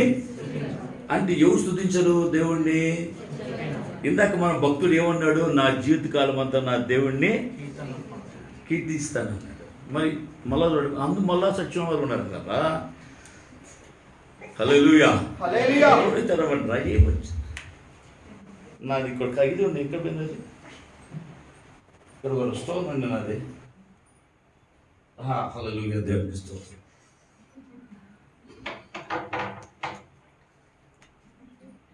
మీకు తెలుసు కదా, నెట్వర్క్ ఖర్చు చూడండి, మీకు తెలుసు కదా. భక్సింగ్ గారు మంచి మహాపరిషుద్ధుడు. అలా చేసే మా సామాన్లు కొట్టేస్తాడు ఆయన. నేను అందులో రాలేక నేను చేసేస్తా. హల్లెలూయా, హల్లెలూయా. మృతులు మౌనస్థితిలో దిగిపోరు యెహోవాను. మీరు ఆ చెప్తుంటే వేద వింటున్నారని అనుకుంటా. కొంతమంది ముఖాలు ఈరోజు నేను చూడలేదు, కొంత వాళ్ళు చూడండి. నేను నిర్ణయించేసాను వాళ్ళ ముఖాలు చూస్తే నాకు ఒళ్ళు ప్రత్యక్షం పోతుంది. అందుకే నేను చూడలేను. వాళ్ళు తెలిపిస్తున్నా, తెలిపిస్తుంది. హెడ్ఏక్ ఉంది. అసలు ప్రభా కనికపడ్డాను, ప్రార్థన చేసుకున్నాను. ప్రభు భయంకర హెడ్ఏక్ ఉంది. అది నిబంధన. దేవుని సల్లు గడపడము నిబంధన. వింటున్నారా? చాలా మంది ఎగ్గొడతారు ఆదివారం ఆరాధన, సుశాంతినాన్ని. చాలా మంది నిర్లక్ష్యం అనమాట. పాపం కూడా ఆలోచిస్తున్నాడు. పాపం అన్నది రాత్రి నిద్రపోయినాడో లేదో. ఆవలించు పేరు చెప్పండి. ఆవలించోటికి నాకు మాత్రం తెలుస్తుంది. ఓకే, విగ్గమ్మగాడు 35వ అధ్యాయంలో మాట చూసుకుందాం. ఏమంటున్నాడు? 35వ అధ్యాయంలో 2-3 వచ్చారు, చదవండి. చదివేనా? 6 దినాలు పని చేయవలను. 7వ దినము మీకు ఏ దినం అంట? చెప్పండి గట్టిగా. 6 దినాలు పని చేసుకోవాలా. 7వ దినం ఏమిటంట? పరిశుద్ధ దినం. అది యెహోవా యొక్క విశ్రాంతి దినము. దానిలో పనిచేయ ప్రతి వాడును ఏమి శిక్ష నందును. ఆదివారం ఎగ్గొట్టోళ్ళందరికీ అలాగున కలుగును, కలగకుండా ఉండును గాక. అర్థమవుతుందా? చదివిస్తున్నా అంతే. అది నిబంధన, జాగ్రత్త. యెహోవా విశ్రాంతి దినం. 6 దినాలు పని చేసుకో. ప్రభు చెప్పాడు పని చేసుకోవాలి. 7వ దినమున మాత్రమును ఎట్టి పరిస్థితుల్లో కూడా విడిచిపెట్టడానికి వీల్లేదు. ఆయన సొంత గడపాలి. మామూలు పెద్ద అంటే 106 కానీ 600 కానీ అగ్రహారు పాడు కానీ అంటారు కదా. గడపాలి దేవుని సన్నిధిలో ఏదేమైనా కానీ. హల్లెలూయా, గాడ్ బ్లెస్ యు. ఆ తర్వాత ఏమైపోయిందంటే ప్రియమైన వాళ్ళారా, వీళ్ళందరూ కూడా సరిగ్గా గడపడం లేదని దేవుడు కూడా తెలుసేమో. పాపం నిర్లక్ష్యం చేస్తున్నారేమో. మీకు కావాలంటే నేను గురు ఇస్తా, తర్వాత ఇంటికి వెళ్ళి చదువుకోండి. ఇక్కడ చదవకండి, పోయి చెప్తాను. ఇప్పుడు దాన్ని చూసుకుంటూ కూర్చుంటా, మళ్ళీ నాకు ఒక్క చూడకుండా మళ్ళీ ఇస్తాను. ఏమండి, ఎవరు కొరిగారు ఇక్కడ? యెషయా గ్రంథంలో మాట చదువుకుందాం. యెషయా గ్రంథంలో గమనించండి, 56వ అధ్యాయంలో ఈ ప్రజలందరినీ కూడా చూసి ప్రభు మరి బాధ కలిగించిందేమో కానీ దేవుని సన్నిధిని బాగా చక్కగా ఆచరించాడు. ఓ గుంపుడు చూపెడుతున్నాడు దేవుడు. యెషయా గ్రంథము 56వ అధ్యాయంలో 2వ వచనాన్ని 4వ వచనాన్ని 6వ వచనాన్ని చదువుకుందాం. నేను నియమించిన విశ్రాంతి దినమును అపవిత్రపరచకుండా దానిని అనుసరించుచు ఏ కీడు చేయకుండా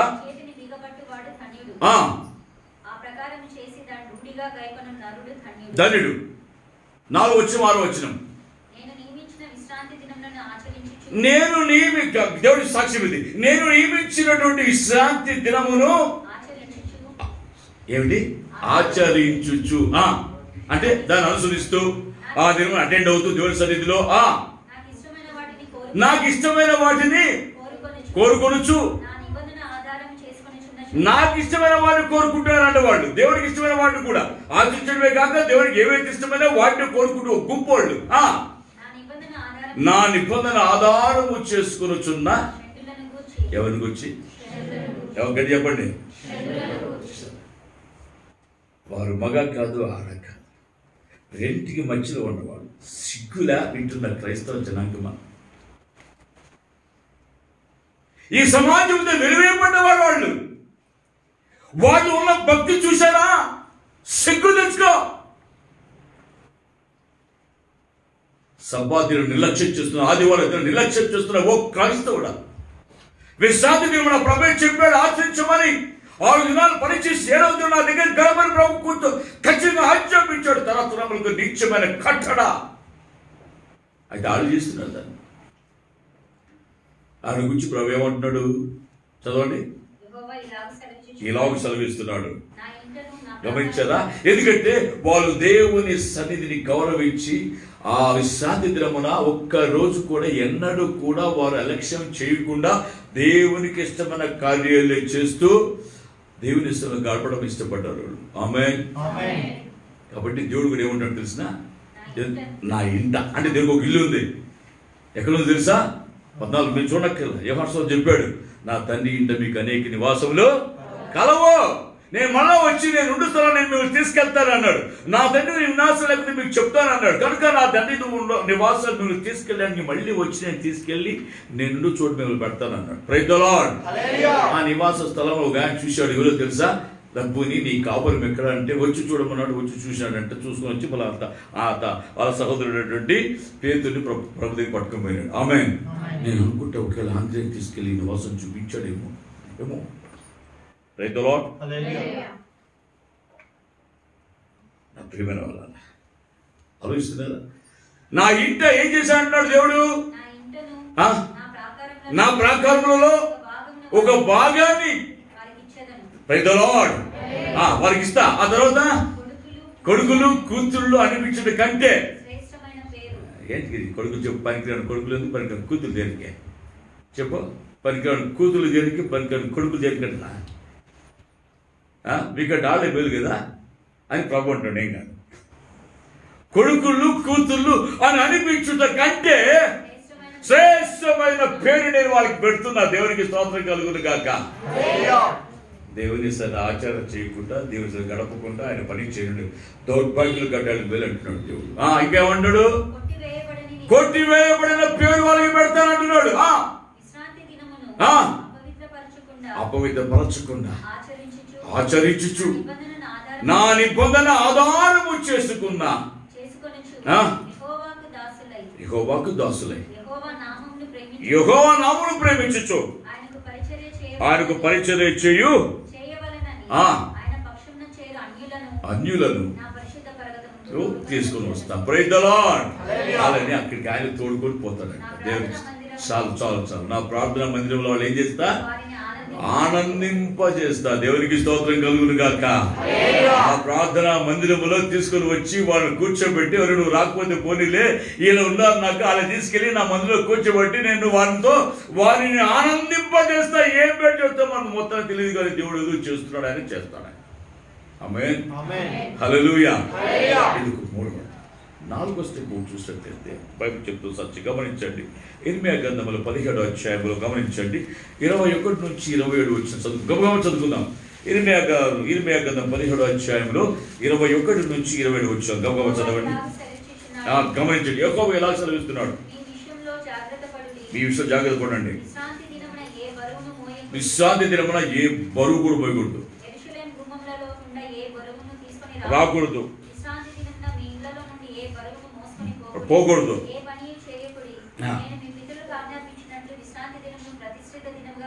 ఎంచుకోండి. విశ్వాస ప్రతి దినముగా ఎంచాలి. అయితే వారు వినకపోయిరి, చెవిని పెట్టకపోయిరి, వినకుండా మొండికి తిరిగారు. సెలవిస్తున్నాడు, మీరు నా మాట జాగ్రత్తగా విని విశ్రాంతి దినమున ఏ పని చేయక, మేము అన్ని పనులు చేసుకుంటాం, ఎక్కొడతాం కూడా కావాలంటే ఏ పని చేయక దాని ప్రతి దినముగా ఎంచి 27 వచ్చే వరకు మళ్ళీ చదువుకోండి. చాలు, ఇంకా అందులో సంకటాలు ఉన్నాయి. ఆ అధ్యాయం చదువుకోండి 27 వచ్చిన వరకు. నేను ఒక మాట చెప్పి నేను ముందుకు తీసుకెళ్ళాలని ఆశ. ముగించేస్తాను త్వరగా. ప్రియమైన వాళ్ళ గమనించండి, ఆ దినమున ఏది చేయకూడదు. 27 వచ్చి చాలా స్ట్రిక్ట్ ఓడి ఉంటుంది. ఆ మాట మనం చదువు ఏమంటాడు ఇక్కడ? అయితే మీరు ఏం చేస్తున్నారు?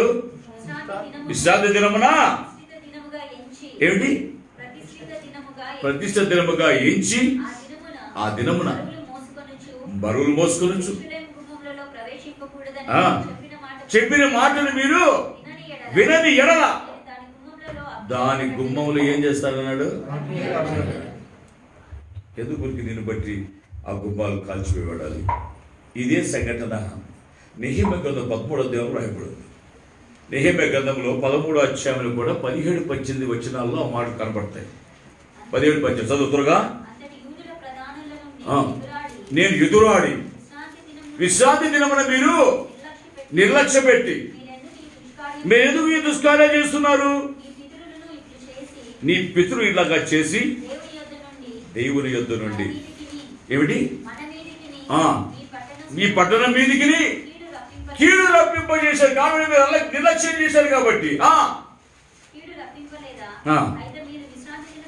అయితే మీరు విశ్రాంతి దినం నిర్లక్ష్యం చేసి ఇశ్రాయేలు మీదికి కోపము మరి అధికంగా మీరు రప్పించారు. ఒకసారి నువ్వు ఒక చేసి అందరి మీదకి వచ్చేస్తుంది. గమనించాలి ఈ మాటల్ని. నువ్వు దేవుని ఆనందించడానికి మునుపు ఏ విధముగా ఆచరించాలి, వారు చేయకుండా పోవడం కారణాన్ని బట్టి వారు కలిగినవి ఏమిటి అన్న విషయాన్ని మీకు తెలియజేస్తున్నాను. ఇక్కడ నెహెమ్యా గ్రంథము 9వ అధ్యాయంలో 14వ వచనంలో ఇలాగ చెప్తున్నాడు దేవుడు. చదవండి వాక్యాన్ని. 9వ అధ్యాయం 14 వచ్చిన భాగంలో వారికి ఈ పరిశుద్ధ దినమును నీ పరిశుద్ధమైన విశ్రాంతి దినమును ఆచరింప. చాలు. అంటే ఆ యొక్క అధ్యాయంలో నెహెమ్యా బోధిస్తున్నాడు, ప్రార్థిస్తున్నాడు. అయ్యా దేవసభలో కూర్చొని గొప్ప ప్రార్థన చేస్తున్నాడు 9వ అధ్యాయంలో. ఆ ప్రార్థనలో ఈ మాటని ఆయన ఒక్కానిస్తున్నాడు. ఏమిటి? నీ పరిశుద్ధ దినము, ప్రతి విశ్రాంతి దినం. అంటే దేవుని దినం ఏం దినమంట? దీన్ని ఆచరించమని మాకు చెప్పాం.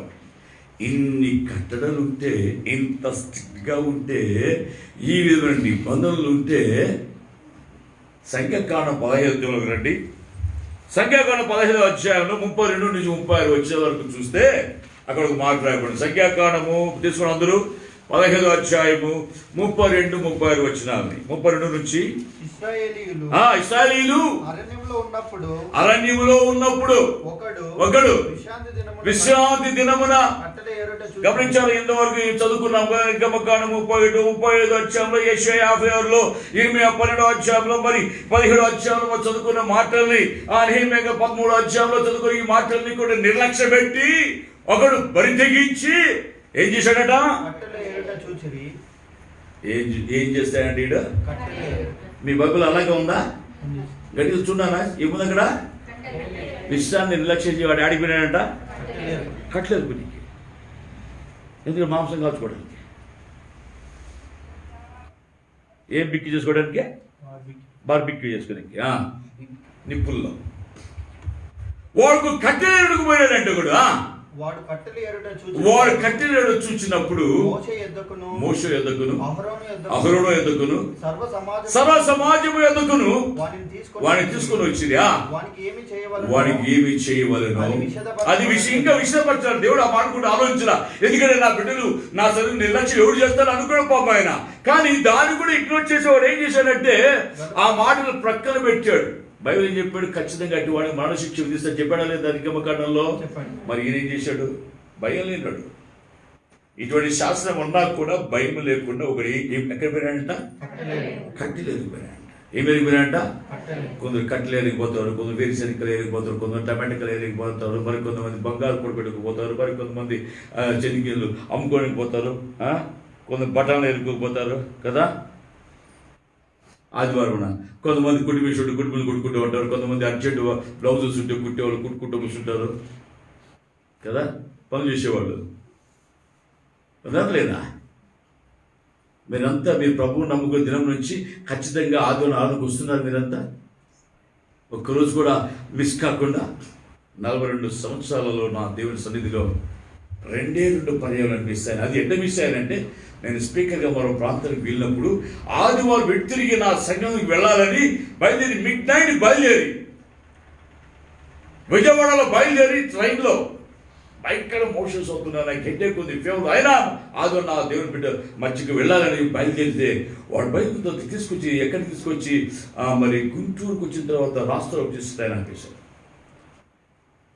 మరుసటి రోజు మధ్యాహ్నం 12 గంటలకు బయలుదేరి అంటే మీకు మిస్ అయిందా లేదా? అట్లా మిస్ అయింది ఆదివారం. అంత తప్ప ఆ తర్వాత మరొకసారి ఎక్కువ ఊరికి వెళ్ళి మీటింగ్కి, అప్పుడు కూడా మిస్ అయ్యాను. ప్రయాణంలో త్వరగా రాకపోవడం ఇదే సేమ్ ఇన్సిడెంట్. అందరు తప్ప ఆదివారం ఎప్పుడు ఎక్కడ దేవుని సన్నిధిలో గడపకుండా నేను ఉండలేదు. మీకు ఉందా? చెక్ చేసుకోండి. ఎంత నిర్లక్ష్యం నీకు దేవుని సన్నిధిలో. వాడు కట్టెలేరు కూడా చూచి అది ఇంకా ఏం ఇష్టపరచబడలేదు కనుక ఏం జరిగిందట? వాడి కావలిలో ఉంచారు. తర్వాత యెహోవా ఆ మనుషుడు మరణ శిక్ష నొందవలెను. ఏం పొందాలంట? దొంగతనం చేశాడు, ఏమైనా విభజించాడా, అక్రమం పని చేశాడా, అబద్ధం చెప్పాడా, ఇంకోటి సొత్తం దోచుకున్నాడా, కాని పని ఏమైనా చేశాడా? ఏం చేశాడు? దేవుని యొక్క విశ్రాంతిని నిర్లక్ష్యం చేసి అపవిత్రపరిచి దేవుని మాటను ఖాతరు చేయకుండా వింటున్నా ఓ సమాజమా, ఓ సంఘమా,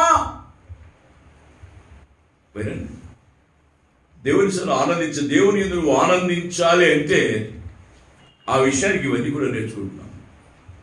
ఆ నిర్లక్ష్యం చేశాడు. అందుకు ప్రభు చెప్పాడు, ఎంత ప్రేమని దేవుడు కోపం వచ్చేసింది తెలుసా. ఆ ఏషియన్ రాజు కూడా చంపాడు అన్నాడు. ఇప్పుడు ఉంటే ఎంత బాగుండదు కదా ఈ మధ్య కదా. ఇప్పుడు కానీ ఉంటే వాళ్ళు ఆడ పనిచేసి అడుగుసరి వచ్చేస్తాను నేను. ఇడికి రాను ఎవరు ఉన్నారు వాళ్ళంతా ఏడాది ఎగ్గొట్టి పోయిన వాళ్ళు ఆడి పరిగెత్తిపోయి వచ్చి మళ్ళకాడు వాక్యం చెప్పింట. అట్లుంటాయి కాబట్టి నాలంటూ ఉంటాయి కాబట్టి దేవుడు దాన్ని ఎత్తేసాడు. పాపం ప్రభు వచ్చేసి పాపం ఏం చేశాడంటే ఆ నీతి కూడా ఎత్తివేసి యేసు ప్రేమను పెంచాడు. Praise the Lord. కాబట్టి నేను కూడా ప్రేమ పంచుతున్నా, కానీ వాక్యం తెలియజేస్తున్నా. గమనించారా? అటు వాడిని రాళ్లతో కొట్టి అని ప్రభు చెప్పేసరికి ఆయన తీసుకెళ్ళి రాత్రి కొట్టి చంపేశాడు. చూసారా? కట్టెలు పోయావా? అందరూ దేవతలకు వచ్చి పాట పాడుకుంటుంటే నువ్వు కట్టెలు ఎక్కడ పోయినావా? వేరుశనగలకు పోయినావా? టమాటాలు ఎక్కడ పోయినావా? సిగ్గులా? నన్ను అడిగితే తీర్చిన 2 కేజీ టమాటాలు నీకు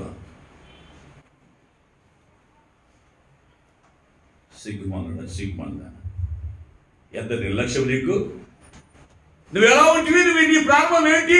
నీ ఆత్మీయ స్టాండర్డ్ ఏంటి? నువ్వు ఎంతగా భక్తిగా ఉన్నావు? సిగ్గులే నీకు.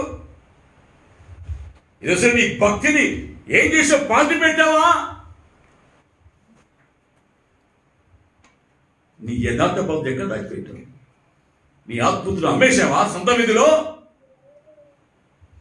ఈనాడు సోకాల్ బిగిన బాగా ఉంది, కానీ అబ్బాబ్బా రానికి వాళ్ళకి బిజీ షెడ్యూల్. వాళ్ళకి ప్రత్యక్షత పోగొట్టుకుంటారు, దర్శనం పోగొట్టుకుని, ప్రార్థనతో పోగొట్టుకుని, సహవాసం పోగొట్టుకుని, వాక్య పఠనం పోగొట్టుకుని, దేవుడి సంబంధాన్ని పోగొట్టుకుని. కొందరికి నచ్చిన సార్లు అన్ని ప్రార్థన పెట్టి అటెండ్ అవుతుంది, నచ్చలేదు ఇంకా రారు. అసలు బాధ్యత లేని వాళ్ళు.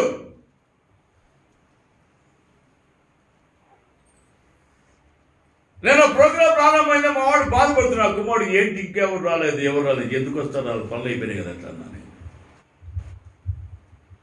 ఏరు దాటేందుకు బోడి బావా అంటారంట, ఏరు దాంతో ఏంద్ర బోడి బావా అంటారంట. క్యా బావా?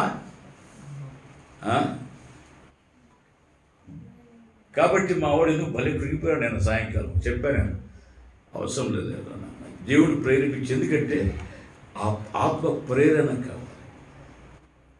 యెహోవా చేత ప్రేరణ, హృదయ ప్రేరణ పొందిన వారు సౌలు వెంట వెళ్ళిరి. హల్లెలూయా. Not for all. Those who are the inspired by the Holy Ghost, that they follow the King Saul. Not for all.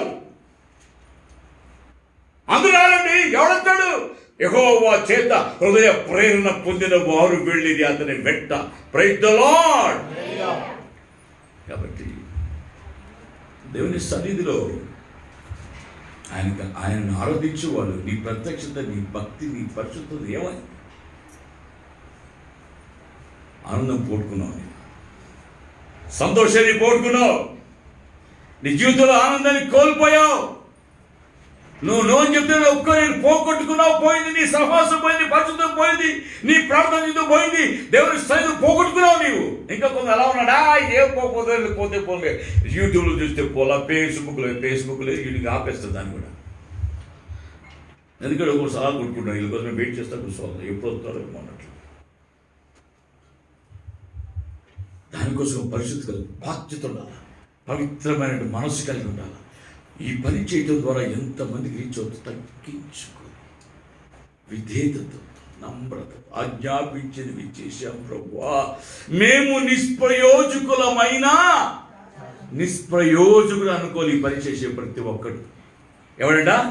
నేను నిష్ప్రయోజకుడిని, నేను నిష్ప్రయోజకురాలుని అనుకునే వాళ్ళు మాత్రమే ఈ పని చేస్తారు.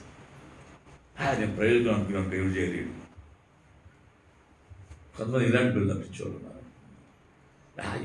వాడికే పోలేదు చెప్తారు, సాటర్డే ఫ్రైడే ఉంటారు. ఎందుకంటే మీ పనులన్నీ అయిపోయినాయి, నీకు అవసరం లేదు. మళ్ళీ ఒకరోజు రాదనుకుంటున్నావా? వస్తుంది. దావీదు కుమారుడా, నన్ను కరుణించుమని కేకలు వేసే దినం కూడా వస్తుందండి. అప్పుడు తెలుస్తుంది. ఆ దినం వస్తుంది, దగ్గరలో ఉంది. Be ready. పరిమళ వాళ్ళరా, బాగా గమనించి నీ మాటల్ని. కనుక అటు వాడిని రాళ్ళతో కొట్టి చంపేశారు, భయం పుట్టించారు. ఎందుకు ఈ దినము ఈ యొక్క సన్నిధిని ఎందుకు పెట్టాడు తెలిసిన? దేవుని రక్తంలో కడగని బిడ్డలు అందరూ కూడా ఒక గుమికూడి పరిశుద్ధమైన భక్తులతో కలిసి పాటలు పాడి ఆరాధించి, కీర్తించి, ఘనపరిచి మనం ఒక కుటుంబంగా పిలవబడిన వారము దేవుణ్ణి ఆరాధించే గొప్ప సమూహం ఇది. అందుకు కూడుకోవాలంటా నేను. ఆలోచన ఆర్డర్ వచ్చిందండి అనుకోని కొంతమంది మగ్గాలు వేసుకుంటూ కూర్చోటం అన్నమాట. వాళ్ళ కీళ్ళు మళ్ళీ తిప్పితే మళ్ళీ పరిగెత్తుకుంటే పల్టీలు కొట్టుకుంటూ వస్తారు. అప్పుడు రావాలని నేను కోరలేదు, కోరాలంటే చేస్తాను ప్రార్థన. ఏమంటారండి? ఏంటి ఇంత ఖర్చు ఇప్పుడు పాస్టర్ అనుకుంటున్నారా? ఖర్చు పాస్టర్, మండి పాస్టర్ ఎగ్గొట్టే వాళ్ళు చాలా మంది. వద్దండి. చూడండి, ఈ వాక్యం విన్నారు కదా, విశ్రాంతిని నిర్లక్ష్యం చేసిన వాడికి మరణ శిక్ష విధిస్తాను కనుక చెప్పాడు. ఆ మాట తెలిసి కూడా ఈ వ్యక్తి పొలాల ఎరికి వెళ్ళాడంటే ఎంత దేవుని వాక్యాన్ని ఇగ్నోర్ చేశాడు. చూశారా ఎట్లా వస్తున్నాడు సంతోషం? ఇప్పుడు మళ్ళీ చదువుకుందాం. ఇప్పుడు ఫైనల్గా రండి, దయచేసి ఫైనల్ కాదు, ఇప్పటికి మాత్రం ఫైనల్, ఈ రోజుకు ఫైనల్ ఇది. 55వ అధ్యాయంలో మళ్ళీ యెషయా గ్రంథంలో ఇప్పుడు మళ్ళీ అందరికీ చదువుకున్న వాక్యాలు 13 నుంచి 1 2 3 4 స్టార్. నా విశ్రాంతి దినమున వ్యాపారము చేయకూడదు. ఏం చేయకూడదండి? ఏం చేయకూడదు? వ్యాపారం చేయకూడదు. చేస్తున్నారా? వ్యాపారం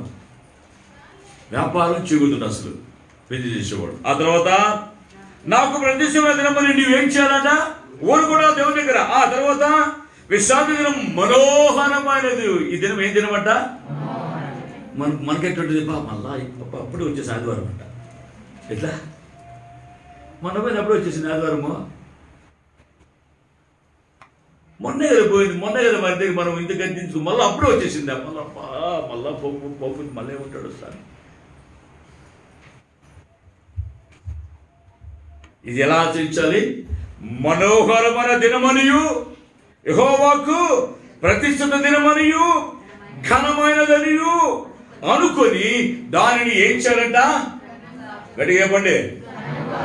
ఆ మొక్కలు చూడండి, ఇట్లా గనగాజి చదువుకున్నారు మీరు, యాక్టివ్గా ఉన్నారా? ఆ మొక్కలు ఎట్లుండే పాపం. ఈ సింగరేణి కాలేజీలో బొగ్గు గొల్లు పనిచేసిన లాకుండా ఒక మొక్కలు చూస్తే బొగ్గు గనుల్లో పనిచేస్తున్నా లోపల అండర్ గ్రౌండ్లో అట్లా ఉన్నారు. ఘనముగా ఆచరించే వాళ్ళకు ఉన్నారా? ఘనముగా పాటలు పడే వాళ్ళకు ఉన్నారా? ప్రభుని కీర్తించే వాళ్ళగా ఉన్నారా? మీరు అలా సంతోషం మీద కనిపిస్తుందా? ఈయన మనసు పెట్టుకో మన కోసమే చెప్పాడు, ఈయన వారం రాలేదు కదా, అందుకని ఈ వాక్యాన్ని ఈయన ప్రిపేర్ చేసి ఉంటున్నాడు. కాదు. వాక్యం 104 కీర్తనలో ఆ మాట ఉంది, అందుకే చెప్తున్నా నేను.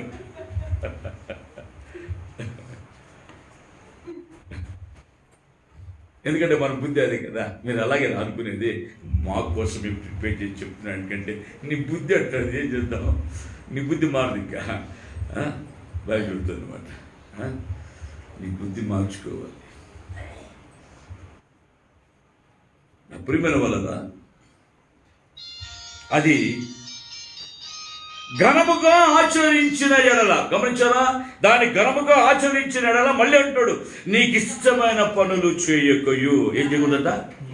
ఇష్టమైన పనులు చేయకూడదంట. ఆదివారం తర్వాత ఏమంటాడు?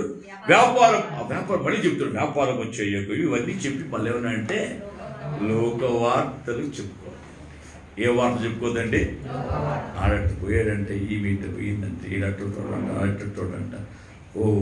ఓ మంచి గురుకి ఒకసారి నా గురుగు కింద చూడండి అంటుందో దాని నలుపు దానికి తెలియదంట. ఎంతసేపు ఎతో వచ్చి మాట్లాడమే వద్దని. ఎందుకు అలా చెప్పాడు? మనకేమైనా ప్రభావం చెప్పడం లేదే. కలిసి 5లో రాయబడు మధ్య వచ్చే భాగం చదవండి. ఏమంటాడు అక్కడ? 6వ అధ్యాయం మధ్య వచ్చంలో, కలిసి పత్రిక 6వ అధ్యాయం మధ్య వచ్చం చూడండి ఒకసారి. సహోదరులారా, ఒకడు ఏ తప్పిదములోనైనా చిక్కుకునే ఎడల ఆత్మ సంబంధులైన మీలో ప్రతివాడు, బాగా గమనించండి, ఆత్మ సంబంధులైన మీలో ప్రతివాడు ఏమని తానును శోధింపబడుదునేమో అని అనుకుని తన విషయమై ఏమిటి ఎట్లా. సో ఇప్పుడు గురు గింజ కనిపిస్తుంది లేదడా? అది దానికి బ్లాక్ చూసుకోవాలి వద్దా? తెలుసా మీకు? ఆ గింజ తెలుసా? కొరివిందము గింజ తెలుసా? ఎట్టుంటుంది నాయనా? పైన ఎట్టుంటుంది నాయనా? కింద ఎట్టుంటుంది నాయనా? అది ఒకసారి ఇప్పుడు చూసుకుంటుంది నాయనా. అది చూసుకోదు. అది ఎంతసేపు నేను ఎలాగున్నా అనుకుంటుంది. అరే జరా నీచే దేఖో.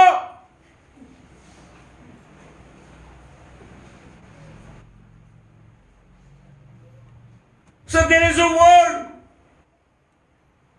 నీవు కూడా శోధింపబడుతావని నీ బ్రతుకును చూసుకోమని చెప్తుంటే బైబిల్. ఎంతసేపు ఇతరులను చూస్తే వాళ్ళు అట్టటోడు ఇట్టటోడా ఇట్టటోడా ఇట్టాడు నేను చెప్తాను. సిగ్గుమాల అసలు నువ్వు కోరిక అసలు నువ్వు ఎవరు అసలు తీర్పు ఇచ్చడానికి నిరంతరమై ఉన్నావు? నువ్వు ఎవరు అసలు? దేవుడి స్థానంలో ఉన్నావా? నీవు న్యాయం తీర్చడానికి, జడ్జిమెంట్ చేయడానికి నీవు ఉగ్రత దిన ముందు నీకు నీవే ఆ ఉగ్రత సమకూర్చుకుంటున్నావు. జాగ్రత్త తీర్పు తెచ్చుతున్నట్లయితే జాగ్రత్త అని 2వ అధ్యాయం రోమపత్రికలో రాయబడి మధ్య నుంచి చూసుకోను కదా, మళ్ళీ చూసుకోండి. నా ప్రియమైన వల్ల ఘనముగా ఆచరించిన ఎడల లోక వార్తలు చెప్పు. అది వరకు ఎప్పుడు వస్తుంది? అది అరే మళ్ళీ 6 దినాల తర్వాత మళ్ళీ మందిరంకి వెళ్ళి దేవుని బిడ్డతో కలవాలన్నా, అయ్యో ప్రతిరోజు ఆదివారం కూడా ఎంత బాగుంటుందో అన్నట్టు ఫీలింగ్ ఉండాలా. అప్పుడే వచ్చేసింది. అది మొన్న వచ్చింది, మేము అప్పుడే వచ్చేసింది. మొన్నే కదా అప్పుడే వచ్చేసింది ఆదివారం. మళ్ళా రమేణమండి కొట్టాల్సి వస్తుంది. ఏం చేసేది? మళ్ళీ శనికి చేయాలి వేసేది. మన ఇవాళకి తెల్ల నుంచి ఇవాళ 2 వేసేసింటారు అనుకుంటాడు కొంతమంది.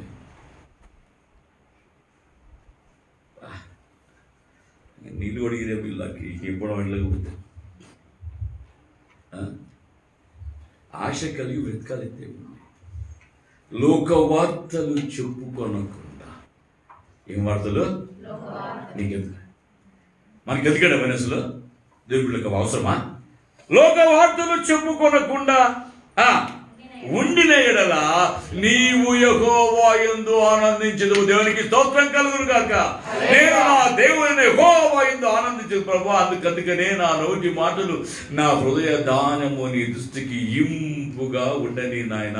నా జీవితకాలం అంతా నిన్ను కీర్తిస్తాను అన్నాడు. Praise the Lord. కాబట్టి దేవునిలో ఆనందించే వ్యక్తికి ఈ క్వాలిటీస్ ఉండాలి. ఆమేన్. లేకపోతే లేవు. ప్రభువునందు ఆనందం తప్ప ఈ లోకంలో ఆనందం వ్యర్థము. దేవుని ఆనందం ఎంత గొప్ప తెలిసినా నాకు మాత్రం అండి. మీరేమని అనుకోండి, మళ్ళీ మిమ్మల్ని ఎప్పుడు చూస్తాను, మళ్ళీ ఆదివారం మళ్ళీ ఈ మొక్కలు మళ్ళీ కనిపిస్తాయి, ఇందులో తగ్గుతారా, ఇంకేడు కొత్త వాళ్ళు వస్తారా, నేను మాత్రం చూస్తూ ఉంటా. మీకు లేదు కదా.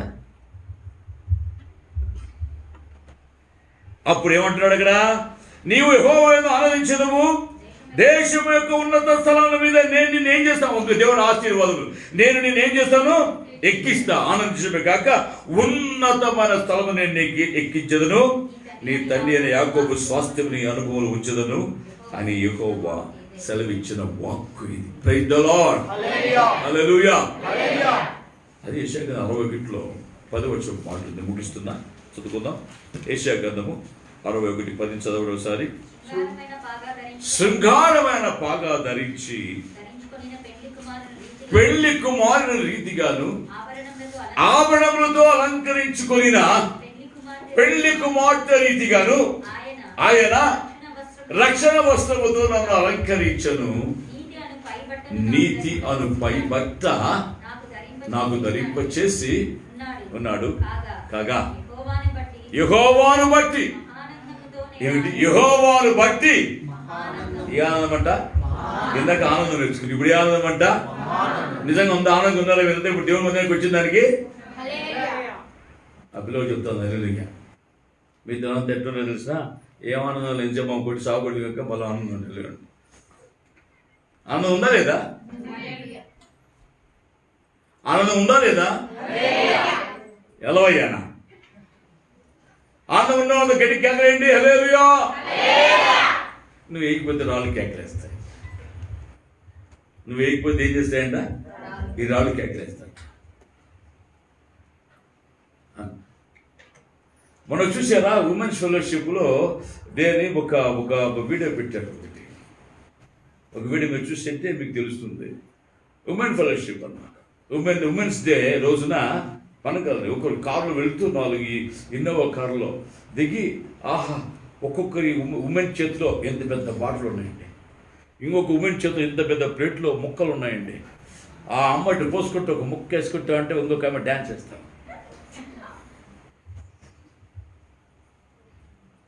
ఉమెన్స్ డే గంతులు వేస్తున్నారు వాళ్ళు, చూసారా? కానీ దేవుడి బిడ్డ మనకు ఎట్లుండో మనం పెట్టుండాలి, మనం ఎంతో బాగుండాలి కదా. వాళ్ళకి అట్లుండి మనం పెట్టుండాలి. సిగ్గు లేకుండా మళ్ళీ దానిలో యూట్యూబ్లో పెట్టారు. ఇప్పుడు దీన్ని కూడా ఫేస్బుక్ యూట్యూబ్ పెట్టి వాళ్ళు కానీ చూస్తే బుద్ధి వస్తుంది వాళ్ళకి. ఓ సిగ్గుమాలానా నీకు కొంచెం సిగ్గు సరం ఉంది అసలు.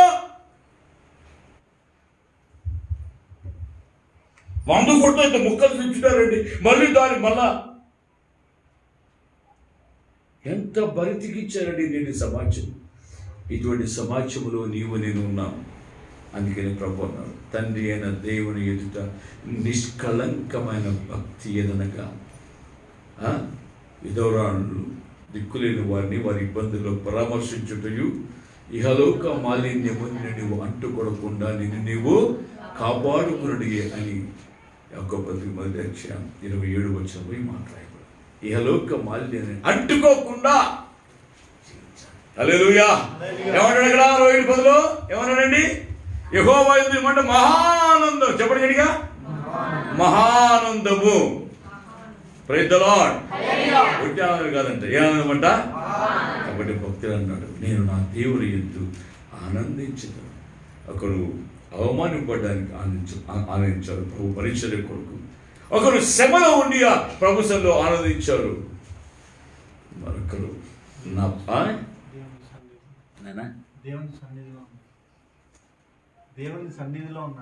దేవుని సన్నిధిలో ఉన్నానన్న ఆనందం. ఆమేన్. ఆయన సంఖ్యలో ఉండాలి, ఆయన ఆరాధన మందిరంలో గడపాలి. హల్లెలూయా. ఏమి ఇష్టమైన పనులు చేయక, వ్యాపారము చేయక, ఘనముగా ఆచరించి, ఘనముగా ఏడ్చి, లోక వార్తలు చెప్పుకోనకుండా ఉండిన యెడల నీవు యెహోవా యందు ఏమవుతావంట? ఆనందించదు. Praise the Lord. అట్టి ఆనందాన్ని జీవాధిపతిన దేవుడు నీకు నాకు దయచేయు. ఒకవేళ వాళ్ళు చేయలేదనుకో, ఇదిగో కుమారుడు కుమార్తెల కంటే మిన్న పేరు ఒకరికి పెడతాను, ఆయన నా ఇంటిలో నా ప్రాకారంలో ఓ భాగాన్ని ఇస్తాను, ఎవరికి పెట్టని పేరు వాళ్ళకి పెడతాను, వాళ్ళకి చేస్తాడు దేవుడు. ఆడ చూసిన స్వీకరించుకో. Praise the Lord. హల్లెలూయా. తల వంచి చిన్న ప్రార్థన చేస్తాం. కృపల తండ్రి, ప్రేమాసుడు మా ప్రభు స్తుతిస్తున్నాను. మా మంచి కాపరి మీ కొదములు నాయన, ఈ మంచి సమయంలో మీరు నాతో మాట్లాడడం కొరికే స్తోత్రము నాయన. నా జీవితకాలం అంతా కూడా దేవాన్ని కీర్తించుటకు మాకు సహాయం చేయండి. నా నోటి మాటలు, నా హృదయ ధ్యానం నీ దృష్టికి ఇంపుగా దేవాది అంగీకృతంగా ఉండకు సహాయం చేయమని ప్రార్థిస్తున్నాను. Let the words of my mouth and meditation of my heart be acceptable in thy sight, O Lord, my strength and my redeemer. దేవాన్ని స్తుతిస్తున్నాను. మీ కృపను గ్రహించుకోతాను, మీ కాపుల దయచేయండి, భద్రత దయచేయమని ప్రార్థిస్తున్నాను. నాయనా నిన్ను మహిమపరుచున్నాను తండ్రి, నీకు స్తోత్రములు చెల్లిస్తున్నాను. నాయన మీ సన్నిధిలో గడుపుల కంటే మాకు ఆనందం ఉన్నది తండ్రి. మీ నామం కొరకు అవమానింపబడ్డ కంటే మాకు గొప్ప ఆనందం అని ఏది ఉన్నది మా ప్రభు. ఆ అపోస్తులు పిలిచి కొట్టించినా కూడా ఆ అవమాన పొందుటకు మేము పాత్రమని ఎంచి మానక ఇంకా ఎక్కువ చేశారు. వాళ్ళు ఇంటింటా వాక్యం ప్రకటించారు, కరపత్రాలు పెంచారు, సువార్తని తెలియచేశారు మా ప్రభు. నాయన మేము అవకాశవాదులు ఉండకూడదు మా తండ్రి. మేము మిమ్మల్ని ఘనపరచు వారిగా మమ్మల్ని చేయండి. మీరు సంతోషపరిచితే మేము మీ పరిచయం చేయవారిగా మమ్మల్ని చేయండి. మా బలహీనతలో, మా శరీర రుగ్మతలో, మా కష్టాల్లో, మా కన్నీళ్ళు మీ ఎందుకు మేము ఆనందించే వారిగా మమ్మల్ని చేయండి. మీ విశ్రాంతి దినమే మేము ఆచరించిన వారుగా మీ ఎందుకు ఆనందించి మహా ఆనందాన్ని పొందువారిగా చేసి మా ప్రభు, మా తండ్రి అయిన యాకోబు యొక్క స్వాస్థ్యమును మేము అనుభవానికి తెచ్చుకోవడానికి కృప చూపని మిమ్మల్ని ప్రార్థిస్తున్నాను నాయన. అట్టి కృపను మా అందరికీ దయచేయండి. ఈ ఆలయంలో చదివిన బిడ్డలైతే నీ వాక్యాన్ని విన్నారు మా తండ్రి, దీవించండి తండ్రి, వారిని బలపరచండి నాయన, వారిని ఆశీర్వదించండి మా ప్రభు. ఇప్పుడు సిద్ధపరచు. ఒకవేళ ఇంతకాలం నిర్లక్ష్యం చేశారేమో తండ్రి, వారిని క్షమించి ఎన్నడూ కూడా ఎప్పుడు కూడా ఈ యొక్క విషయాన్ని నిర్లక్ష్యం చేయకుండా, నిశలు గడపకుండా వారు ఉండకుండా ఉన్నట్లుగా వారిని కృప చూపించి, నిశలు వచ్చుటకు వారికి కృప చూపించండి.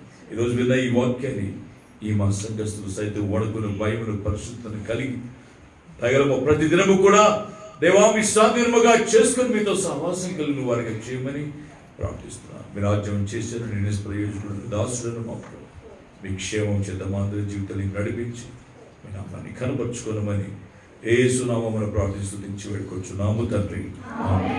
మహాగణములంతైన జీవ దేవుని యొక్క ప్రేమయు ప్రభువైన యేసుక్రీస్తు యొక్క కృపయు పరిశుద్ధాత్మక నేను సహవాసపడు నేలప్పుడు లోకల సకల పరిశుద్ధులను మనకు ఆయన ప్రేమించి పిల్లలందరికీ తన సన్నిధి నిరంతరము తోడి నడిపించును గాక.